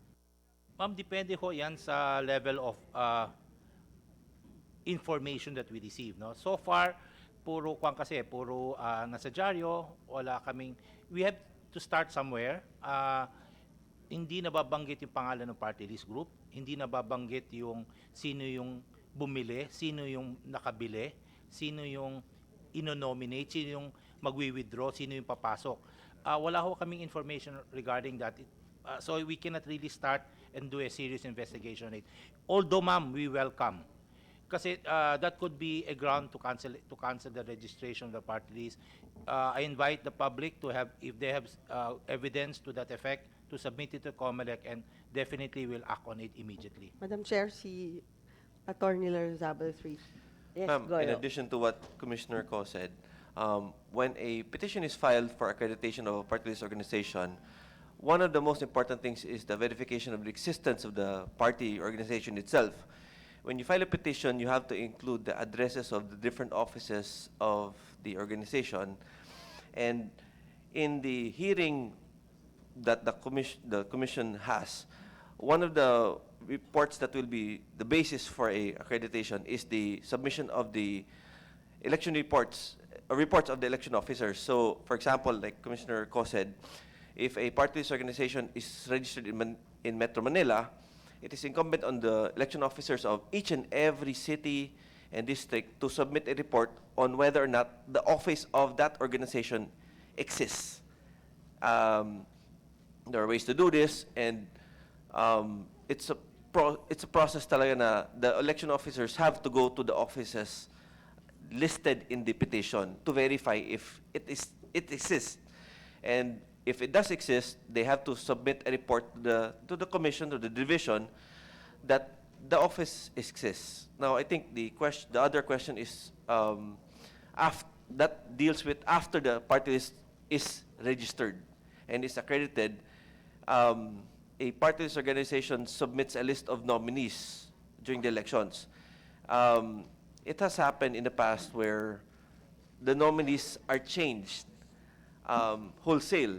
So that should be, I guess, warning bells to regards the qualification of the nominees of that organization. And siguro, Commissioner Ko, yung pagdating dun sa nominees, chini-check nyo ba kung talaga, kasi, di ba, based nga dun sa Supreme Court ruling, hindi naman kailangan members nila. For example, di ba, yung security guard, hindi naman kailangan maging security guard yung representative. Kailangan parang yung advocacy lang ng mga security guard. Na-check nyo ba kung yung mga members talaga, advocacy talaga nila yung sector na nire-represent nila? Because maraming mga party list na nanalo ngayon na talaga hindi naman nila advocacy yung party list na sinalihan nila. Ma'am, Nominees, yung sa nominees. We're talking about the nominees. Kung kasama ba dun sa due diligence ng COMELEC, tinitingnan nila yung nominee nung party list na yan. Kasi nga, ang kailangan na lang naman advocacy mo yung grupo na sinalihan mo, di ba? Hindi naman kailangan farmer ka or security guard ka. Ma'am, okay. Addressing the concern regarding substitution, no? As mentioned earlier, before the election, the party list would submit at least 5 names as nominees. Before the election, usually upon filing of the registration papers, meron ng nominees. After the approval, magsasubmit sila ng nominees nila. And then during the, ano ba yan, yung filing of COC, kasama din sila doon sa nagpa-file as a nominee. As nominees, right? As nominees, yes. And then after that, meron bang ginagawa yung COMELEC to check kung talagang karapat-dapat na maging nominee sila ng party list? Ma'am, ang presumption ng COMELEC, if the list of nominees must be approved by the party list organization, usually by a board resolution, by their board of trustees. Pero sino ngayon ang nag-check kung tama ba na talagang naging advocacy nila yung sinasalihan nilang party list? I mean, we have to be realistic. Di ba, madali namang lutuin na lang yung dun sa asosasyon nyo or dun sa grupo nyo na you will nominate a certain person. But, syempre, di ba sa COMELEC, trabaho din nyo yung pag-verify kung talagang karapat-dapat yung nominee ng isang party list. Yes, ma'am. Let us go to the process, ma'am. Once the list of nominees is submitted by a party list, ang presumption namin is that that party list already vetted for those nominees. Now, these names will be published so that, and we welcome people or concerned individuals to question and file the necessary disqualification in the event they feel that this person would not be able to represent the advocacies of that particular party list representing a sector. But pag wala po yon, it's incumbent for us to approve the list of nominees submitted to us. And ang banggit din kanina, ma'am, we also allow yung substitution, no, or withdrawal and substitution, because that is something that we reserve a right of the party list to nominate its own people to represent them. Thank you. We recognize Senator Bongo, who came from the other committee. So, siya rin ay isang author ng postponement ng barangay elections at binalita natin na parang nagkakasundo sa May 2023. So, yun lang ang ibabalita po.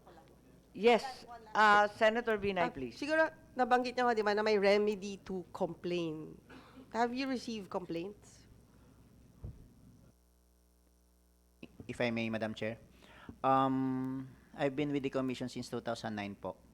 And I was under the office of Commissioner Sarmiento. During our term po, I think for purposes of the 2013 national and local elections, there were some petitions filed against nominees po ng party list, ma'am. Some of the nominees are prominent politicians or government officials, and may decisions naman po yung COMELEC when it comes to their nomination po. Ano ba yun? Naba-blacklist na sila? I mean, or hindi? Well, Walang ganung, ma'am, penalty. A petition, actually, ma'am, it's petition to cancel. Parang ano yan, ma'am, we have this, if sa elective public officers po, we have COCs. When it comes to party list, we have this CONCAN. We call it CONCAN because Certificate of Nomination and Certificate of Acceptance of Nomination. So, dalawa po yun, ma'am. Yung isa, sinasabi ni party list, yung sinasabi ni Commissioner ko kanina. And then the other one is the acceptance by the nominee of the nomination. Now, ma'am, during our time, I think 2012, several petitions were filed against prominent people who were nominated by certain party lists. Meron po doon, ma'am, na disqualify on the ground that, kasi ma'am, ang prevailing doctrine at that time was the decision of the Supreme Court in the case of Bagong Bayani, wherein the Chief Justice Panganiban, deponente, stated that the nominee must belong to the sector that he seeks to represent. As opposed, ma'am, sa atong paglaom ngayon, na nirelax kasi hindi na kailangan maging nominee, kailangan advocate, okay na. So going back po, based on that particular decision of the Supreme Court, may mga nominees po, ma'am, na dinisqualify or dinisallow ng COMELEC ang kanilang nominations. For the 2019. 2019. Well, ma'am, may pending, but of course, it's sub judice po so... Yes, Attorney Larrazaba. Madam Senator, Madam Chairman, actually, added to that, there are also instances where a party list organization has multiple sets of nominees that is also being resolved by COMELEC. So, like, in instances, there are party lists, for example, they have two sets of nominees, and that also has to be resolved by COMELEC. I think some people don't realize that this happens, ma'am. Okay, Senator Bongo has a question about the 2%, please. Nabanggit na rin. Good morning po sa mga COMELEC. Sir Ramon, good morning po sa lahat ng mga resource person. Attorney Erin, morning. Attorney Larasaban. Then, nasagot na rin po kanina about mandated pala by the Constitution yung 20%, no? Kasi napapansin ko po na minsan hindi umaabot sa 2%. So, yung... So, kino-compute nyo? May computation kayo dyan? Senator, good morning po. That issue was tackled in the case of Banat, the Banat case, Banat versus COMELEC. Based on the decision, the Supreme Court concluded that if we observe the 2% requirement, we cannot reach the 20% representation. So as between the 2% requirement and 20% representation, the Supreme Court said that we have to adhere to the 20% representation to allow wider participation by the public and advocacies before Congress. So, hindi na ho inobserve yung 2%, strictly 2% vote requirement to have a nominee elected or proclaimed as a representative in Congress. Ang importante lang ho, 20% of the number of membership in the House must be filled in. So yun po ang requirement under the Constitution, but the 2% requirement was relaxed to the extent that even if you get only 1% vote, but you're in the top 20%, pasok ho kayo. That is according to the Banat ruling. Also yung Sorry, the 20% is computed regardless of the number of representatives or inclusive of the number of representatives? I understand they have every year meron ho tayong number of house district representatives, and they include 20%, they get 20% of that. Not the top 20 po. Not Kasi the top, yung sa top 20, di ba, may 2 or 3 representatives. Yes. As to the 2 or 3, the maximum number is 3 per party list, but the total number of party list representative shall be 20%, even if one party list did not get 2% of the vote. And then yung ano po yung requirements or criteria ninyo pag yung party list ay minsan kasi balita ko binibenta. Yeah, for sale. Yun nga. So pag binibenta, ano po yung magiging basis ninyo na for example, representing the kasi minsan po yung medyo sikat na party list ay pwedeng ibenta para just to secure a seat. Sigurado kasi ano na siya, sikat na siya. So, paano natin to maiiwasan po dahil sa totoo lang yung nakaraang election recall din yung iba at yun ang naalala nila.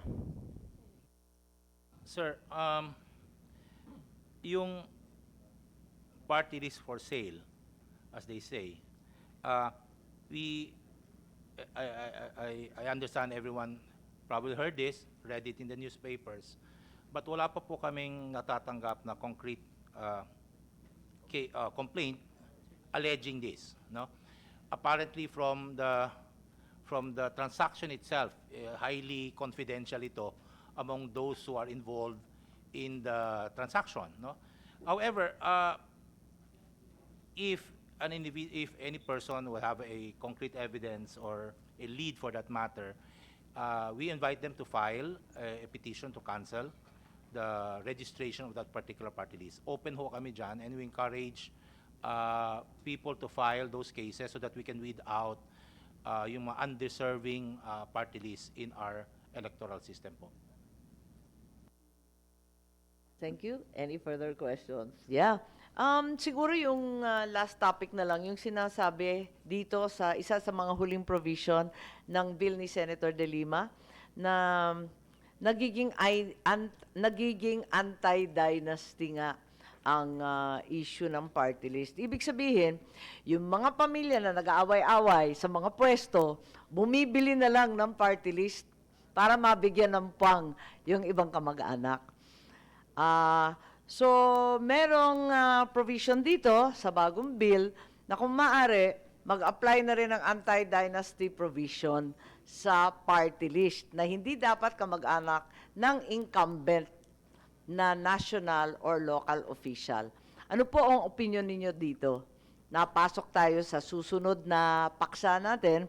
But in the meantime, even in the party list, there are studies that indicate that the party list system has become a broadening and deepening of the dynastic tendencies in our political landscape. Sa palagay po ninyo, tama po ba to o hindi? Si Dr. Albert, lahat nakatingin sa kanya kasi kayo yung academic, at si Dr. Mendoza.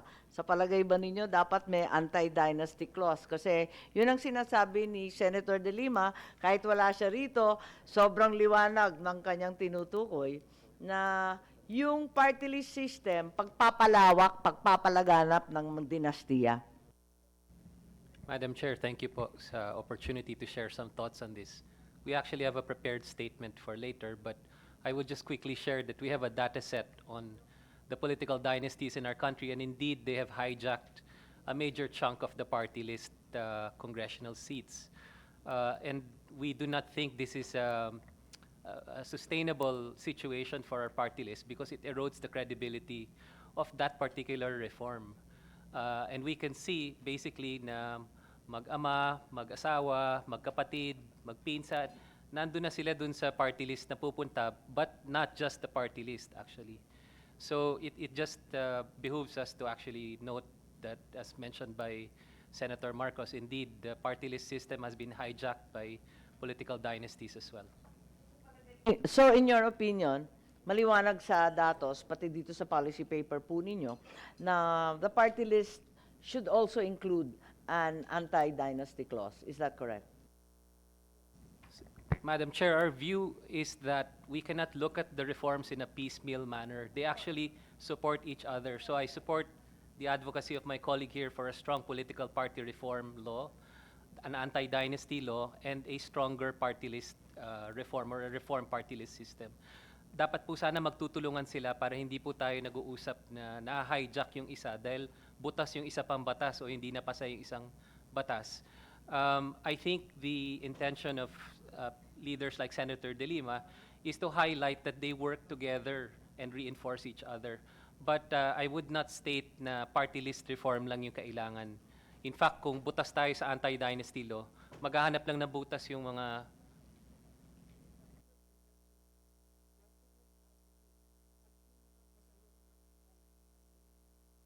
Okay. Yes, well taken po. Pero yun nga, they're all parts of the entire system. Pero sa ngayon, eto nga, yung party list, ang batas. I think, Erin, did you want to add anything to the discussion on the party list system? Well, no, I just want to say that I support the observations of Senator De Lima and your resolution with regard to kailangan i-revisit yung party list system and include the anti-dynasty provisions also in the party list system. Okay, since nauwi na tayo sa anti-dynasty at tuloy-tuloy na lamang po, narito yung iba't ibang bill natin, 1, 2, 3, 4 ba? 5 yata? 6 na anti-dynasty na mga iba't ibang batas with different levels of severity. Siyempre, as we know, the only existing anti-dynasty law that we have sa ngayon ay yung SK Reform Act na second degree of consanguinity and affinity. Nagawa na po natin yon sa SK. Na isatupad na yan, kahit nalilito sa pagbilang ng 1 and 2 at kung saan ba maglalanding. Pero maliwanag na nagawa na natin yan sa SK Reform. Meron rin mga palusot. Kasi naikikwento ko nga, yung iba kong barangay kapitan, napakagagaling, talagang nag-resign pa para tumakbo yung asawa at yung anak na SK. So, talagang may palusot din talaga. So, sa atin, ang karamihan po ng mga batas na narito, second degree of affinity and consanguinity. At may iba pa yung kay Senator Ping na mas malawak pa talaga kapag local at national. So there are two aspects. Ano yung definition ng dynasty, gaano kalapit? Mananatili po ba na manaig yung second degree, consanguinity and affinity? At ikalawa, paano pag tumatakbo sa national, provincial, lokal at barangay? Talaga bang band na lahat ng kamag-anak nun?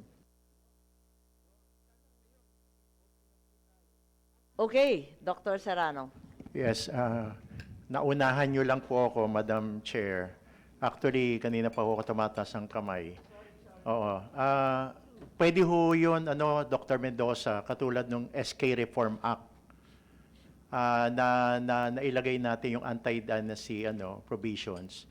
But aside from that, I would like also to make mention here that yung sa natin, party list system natin, bukod doon sa nabago-bago na yung ating original version ng batas, niluwagan pa natin. Kaya kung gagawa tayo ng ng amendments dito, tawagin na rin natin siyang Party List Reform Act. Kasi okay naman talaga yung party list. Ang problema lang, through the years, through the succeeding elections, nag-iba yung mga interpretation. In fact, nagkaroon din ako ng computation na sarili ko during the 2019 party list results. Medyo iba yung aking computation doon sa naging computation, final computation ng COMELEC. Be that as may, okay na tanggapin ko yung yung computation ng COMELEC. Pero ang hindi ko lang matanggap din na meron tayong mga party list na kahit na alam na natin na mayayaman, pero yung sinasabing due diligence, hindi yata kasama doon yung pagpuna. Kasi ang tinitingnan lang yung specific address ng party list party. Pangalawa, yung mga nominees natin, pwede pa pala siyang palitan, katulad nung very famous na ngayon na party list, na on the eve of election, pwede pa pala palitan yung set of nominees. Which is hindi talaga yon katanggap-tanggap. Sana kung isasagawa natin tong Party List Reform Act, isama rin po yon sa mga i-consider. Ang date po ng substitution. Yes.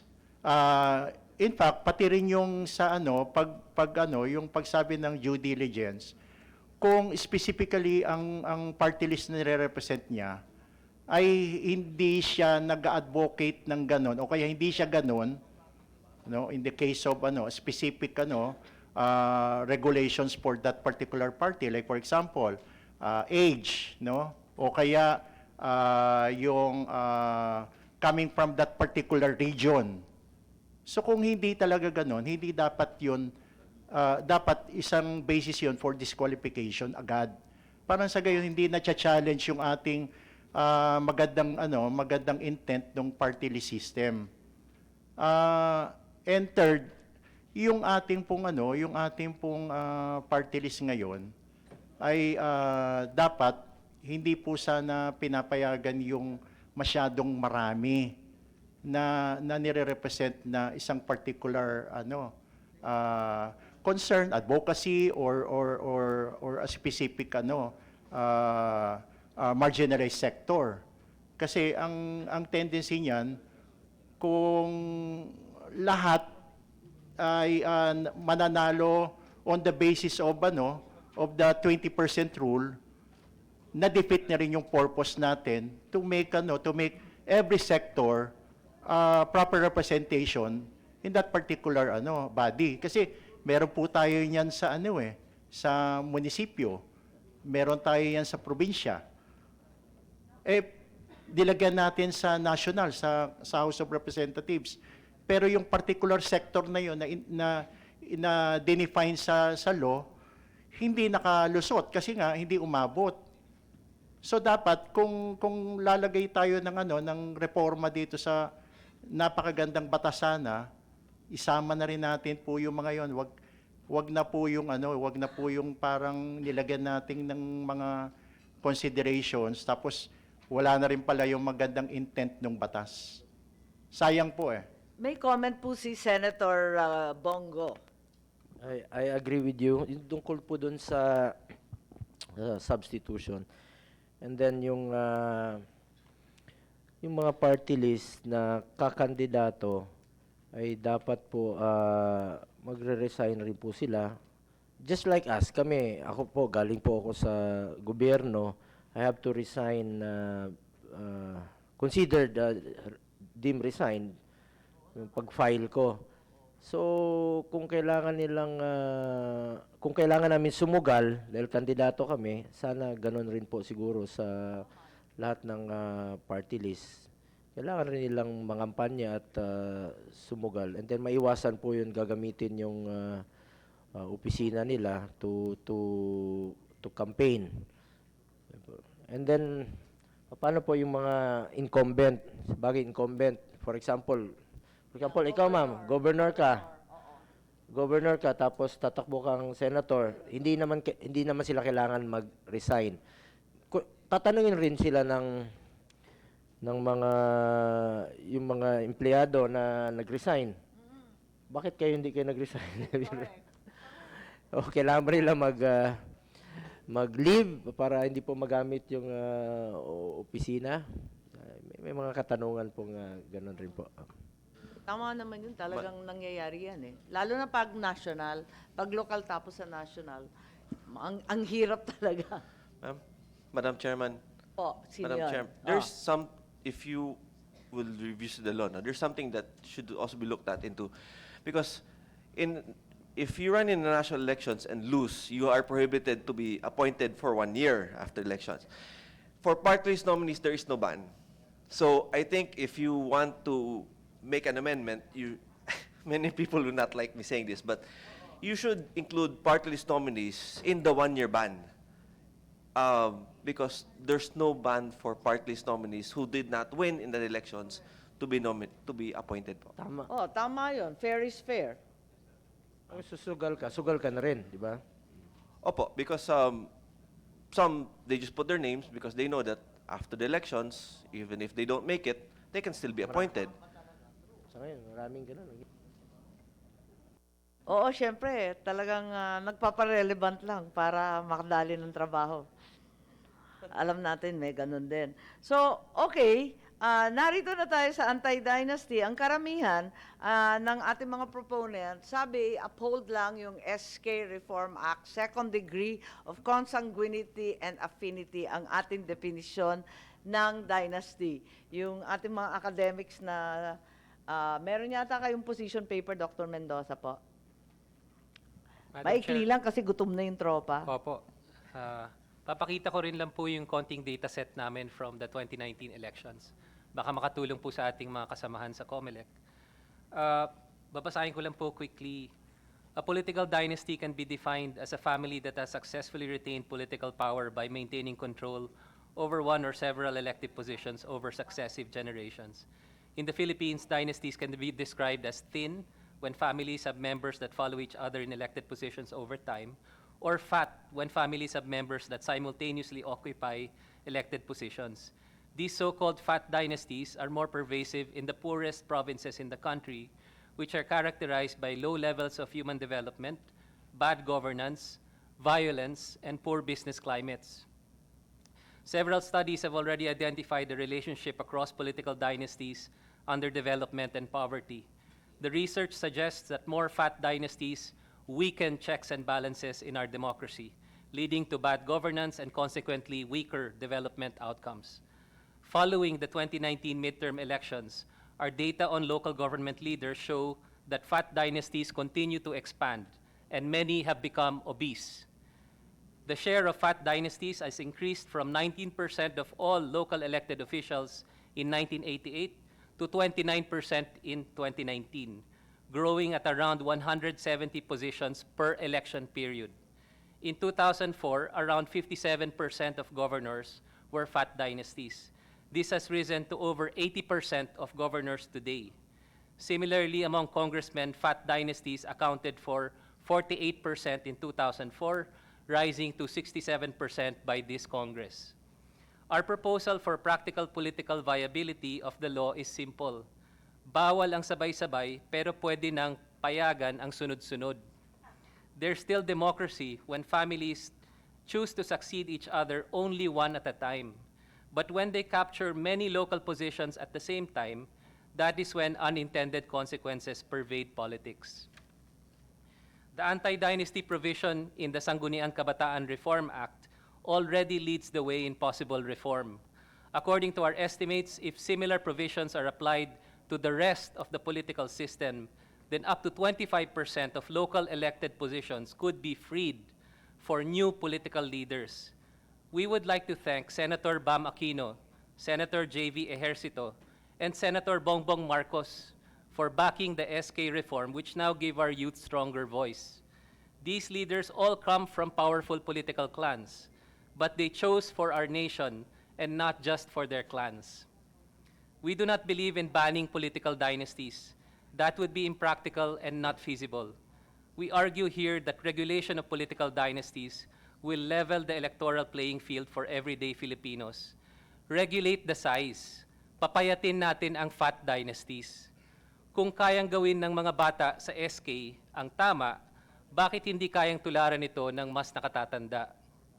Building a more inclusive democracy and regulating dynasties is consistent with aspirations in the country for a more inclusive society, successful decentralization, and a fairer and more competitive political process. Ika nga po ng ibang botante this last 2019, give a chance to others. Our democracy is not a family business. Thank you po, Madam Chair. Thank you. Any reactions? Erin Tanyada. Yes, I agree with the position of Professor Mendoza. I'd just like to pose a question to Madam Senator, and maybe it should also be considered when we talk about political dynasties. What if a person, magkapatid, isa tumakbo sa probinsya ng Quezon, isa tumakbo sa probinsya ng Laguna, or even say Ilocos Norte? Would you consider that a political dynasty? Yun nga yung tinatanong ko kanina, yung sa local at saka national, di ba? Ito, parehong Oh, local. parehong local. Yeah, Pero yung- ibang probinsya. Kasi marami tayong kilalang ganyan, di ba? Magkakapatid yung mayor, sakop pa yung city, sakop pa yung gobernador. Hindi, pero ito, nasa different provinces po. Different provinces, oo. So, would that fall under the definition na sila ay political dynasty? Yun nga yung tinatanong ko. Unang-una, national at local. Tapos within the same province, tapos iba-ibang probinsya. Marami kasing permutation. Saan ba natin i-impose? Pati yung nasa national, ang layo na. Pati yung mga kamag-anak ba sa barangay. Alam mo na, napakalayo kasi talagang mag-aalman na dyan yung mga kapitan at kagawad. Ano po sa tingin ninyo? I have a further question lang kay Dr. Mendoza. Bakit payag kayo sa thin but not sa fat? Sagutin ko lang po quickly. Yung pong practicality po ng payagan yung thin, para rin po marinig natin yung boses ng ibang mga political clans na sinasabi, this could be unconstitutional because you're therefore not giving their descendants a chance to run for office. Hindi po ganun yung reforma. Ang reforma po ay para lang lagyan ng stoplight yung pong pagpili natin ng mga pinuno. Kasi kung wala pong stoplight sa intersection, yun lang po mga tangki at bus ang makakalabas dun sa intersection. Yung malakas at makapangyarihan at may pera.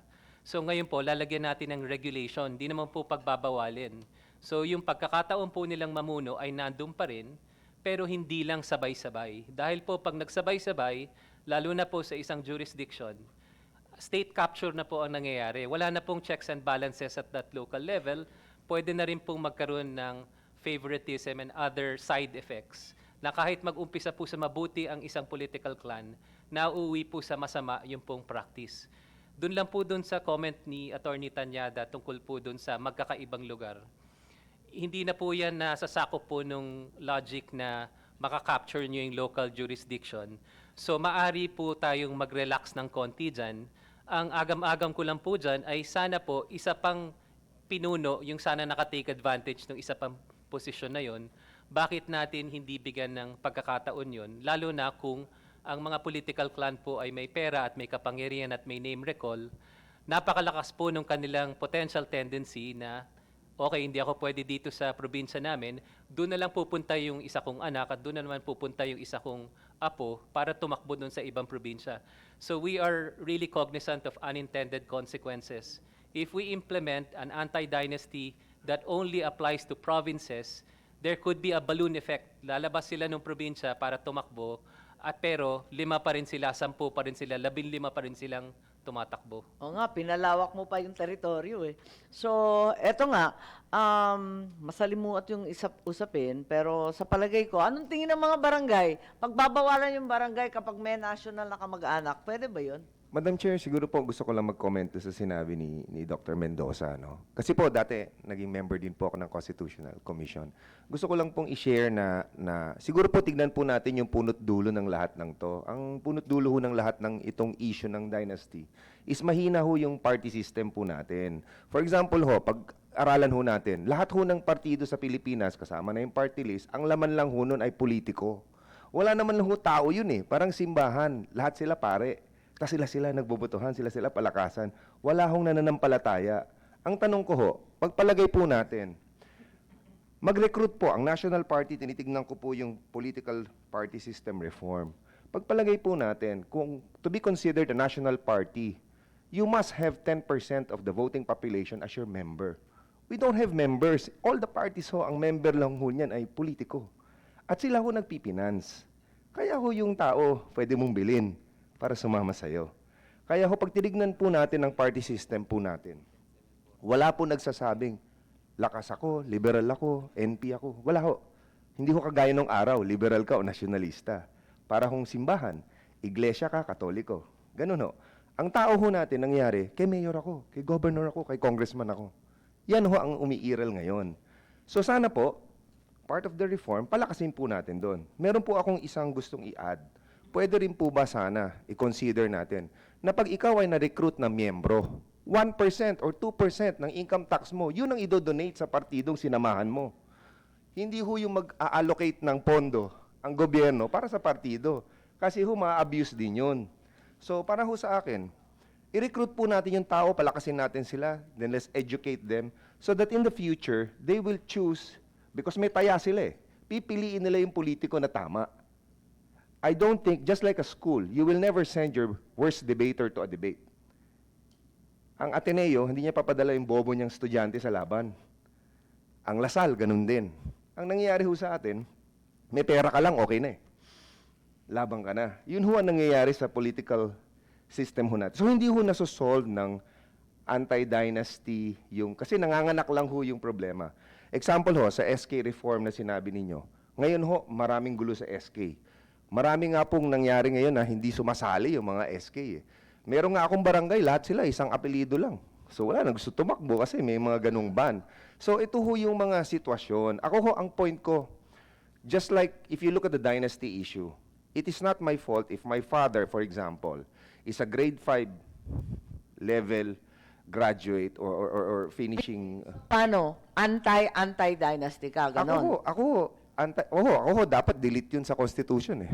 Ayun ang solusyon ko kung ako tatanungin nyo. Kaya lang ho marami magagalit. So sa akin ho, kung talagang ipipilit ho natin yung anti-dynasty, siguro po ang i-consider po natin, kasi nakalagay dun sa yung second degree ba, third degree ba, yung mga ganong issues ho. Siguro ho yung limitasyon ho, ipag-aralan po natin ng mabuti, kasi ho mahina ho yung dulo ho nito, ang punot dulo nito, mahina ho yung party system. Yung tao ho walang boses.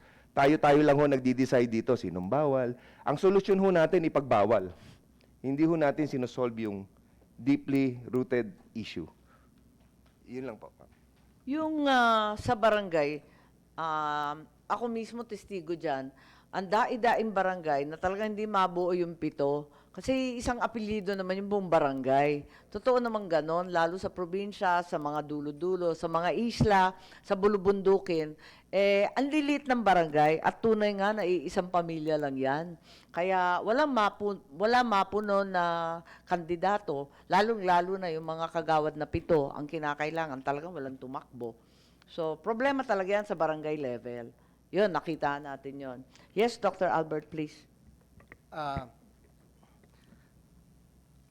Tulad po ng sinabi ko po kanina, Madam Chair, ako po ay I'm not a lawyer. I'm just a policy researcher, particularly a statistician. So sa akin datos po ang importante. Pero dahil po I also come from a political family. My father was a former congressman. An uncle was a vice mayor in Quezon City. So even the Secretary of Education during the time of Quezon was my great-grandfather. So many of us wonder, what is it in a name? Yung pangalan po natin, unfortunately, yun yung it gives a little bit of an advantage, no?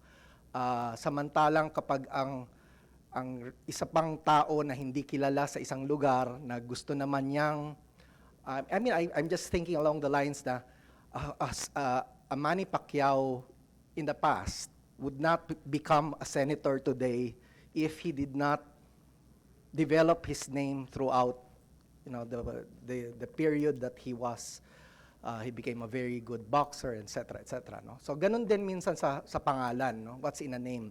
Unfortunately, it does give a certain people advantage. So nung aming pinag-aralan po ito, yung idea na ano ba ang hindi naman kasi natin sinasabing na lahat ng dynasty po ay masama. Hindi po natin sinasabi yon. We're just saying that certain things happen now that yung mga sabay-sabay nga, there are certain things na nangyayari na hindi nakakatulong sa ating pag-unlad. Particularly in certain provinces and areas where development is particularly challenging already, imbis na nakakatulong, nakakasama pa po ito. Kaya if alam po natin na nakakasama, ang tanong anong dapat natin gawin para mapabuti?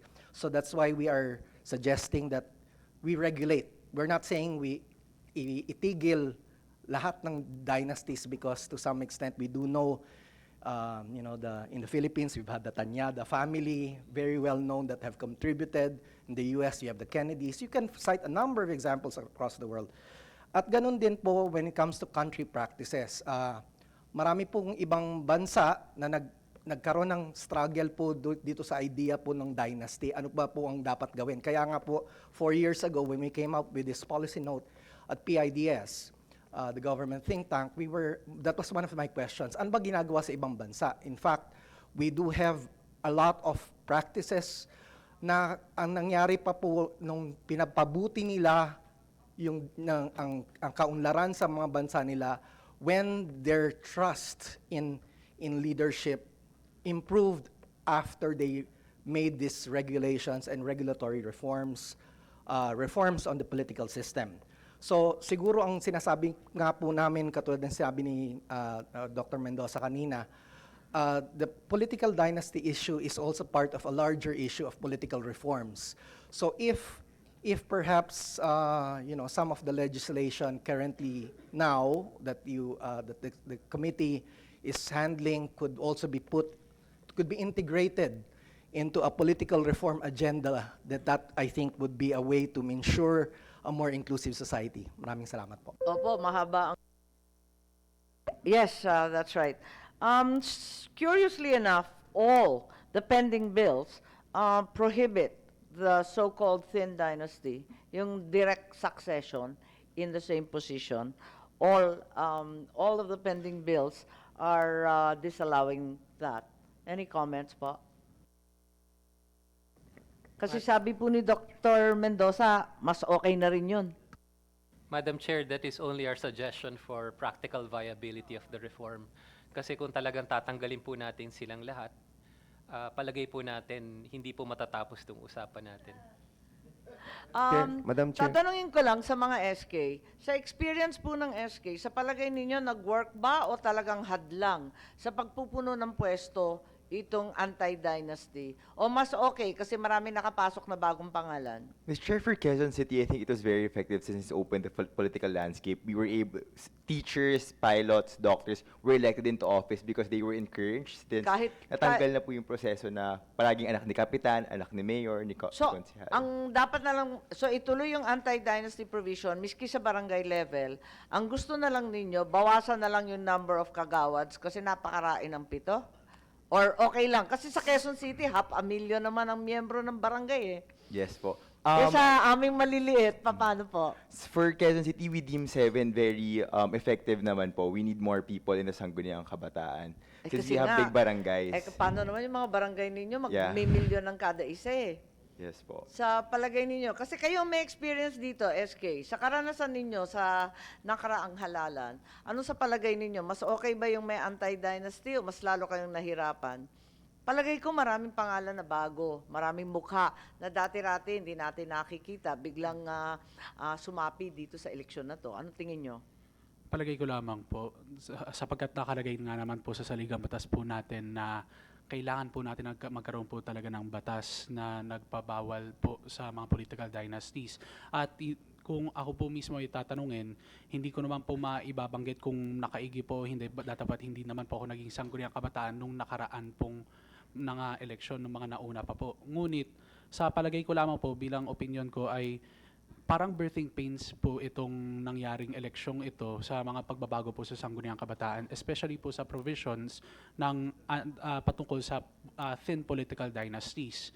Sapagkat yun po, mababanggit ko po doon sa experience po namin sa lungsod ng Dasmariñas, ang nangyari naman po doon sa noong nakaraang eleksyon ay nagkaroon naman po lahat naman po nagkaroon ng chairman, bagamat kakaunti lamang po yung sa mga kagawad. Ngunit, kung tutuusin naman po, parang pagbigyan pa po natin ng mas mahabang panahon pa po para mapag-aralan kung ano nga ba po itong epekto, yung impact po ng provision na ito.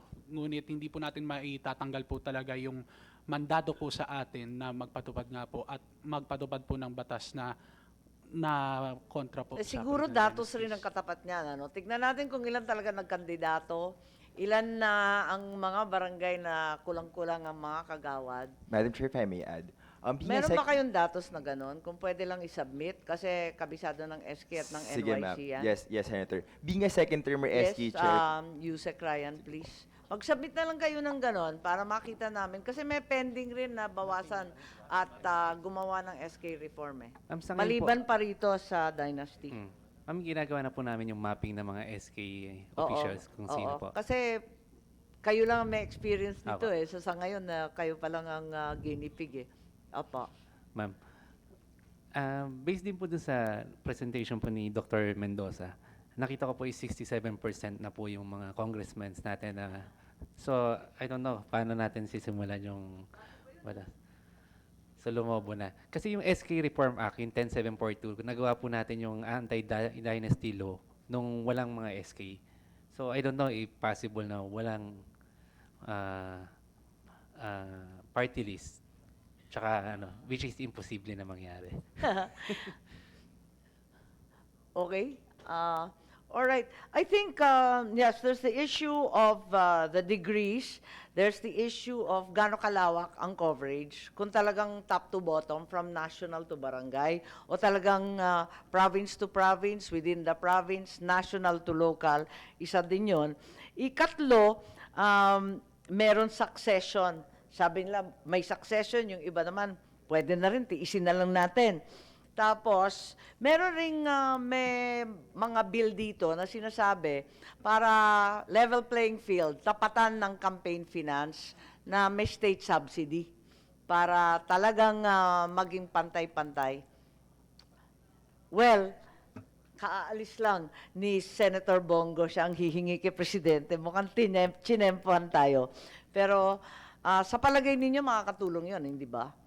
I think makakatulong yung ginagawa sa ibang bansa na talagang nagtatabi ang pamahalaan ng pondo para mabigyan at gawing more or less pantay. Ano sa tingin ninyo? Makatotohanan ba yun sa Pinas? Ma'am, comment lang. No? Yung sa state subsidy po, ang na-notice ko lang po kasi, if the government finances it, syempre po yung incumbent parties may tendency na i-finance niya yung mas maraming kakampi niya. Kaya nga po kanina, nire-recommend ako kung pwede, mag-recruit ng membro yung mga partido at manggagaling din mismo sa membro to empower them. Katulad din po yan yung sa ating anti-dynasty bill, pag inisip po natin, nape-penalize po yung, for example, yung magagaling na magkakamag-anak. Kasi nga po, ang nangyayari, hindi po yung taong bayan ang nagiging member. Unlike other countries, hindi siya, kaya nakakapili sila ng maayos, the party also develops the voters and their members.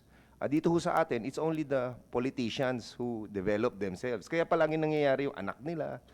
At yun lang yung nagiging sikat. And kanina ho, yun din yung problema sa pangalan na sikat. Kasi wala namang ibang kilala yung tao, wala ring institution na nagdi-develop, which is supposed to be the party. Sana po sa state finance, sana po yung mga miyembro na member, dun kunin ng state yung ipang bibigay sa partido. May qualification ho wala akong problema yung magbigay. Pero sana ho, marami siyang member na botante na supporter. Okay.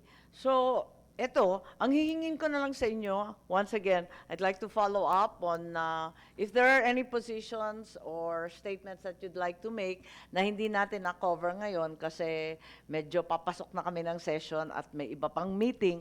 Papasalamat ako kay Dr. Mendoza, nagtiyaga siya na magbigay ng position paper po. Ayan o, palakpakan, gumawa ng homework kahit weekend. Pagkatapos nun, yung iba pa nating mga resource persons, si Dr. Albert, si Mr. Casiple, si Attorney Larrazabal, si Attorney Tanyada. Kung sino sa inyo ang PPCRV po with Dr. Serrano and Ms. Caritos, kung sino sa inyo ang gusto magbigay ng opinion sa state subsidy, sa no succession, at yung gaano kalawak ang coverage ng second degree of affinity and consanguinity, lahat yun, please welcome po yun. I won't hold you to it in any way. Let's consider this brainstorming. Alam po natin, uphill climb to. Hindi bukas makalawa magkakaroon ng anti-dynasty bill ang Pilipinas. Alam naman natin yan. Kaya may panahon tayo mag-isip at magmuni-muni kung ano ba talaga ang kaya nating gawin. Marami po tayong wishlist pero sa kabila nito, marami ring katotohanan na kailangan harapin. Okay, at maliban doon, kukulitin ko po kayo, tiisan lang po, at hindi pa na ibibigay yung mga hybrid models na sana kung ano yung hybrid models na maisip po ninyo, magandang talakayin din sa lalong madaling panahon dahil ang COMELEC kinakailangan ng panahon, preparasyon, pagsusuri para talagang mabigyan natin ng diin ang bagong hybrid system na panawagan ng lahat. To all of you, thank you very much for attending this meeting. And I hope, as they say, we may not have answered all the questions, but we certainly raised the level of confusion. Maraming salamat po.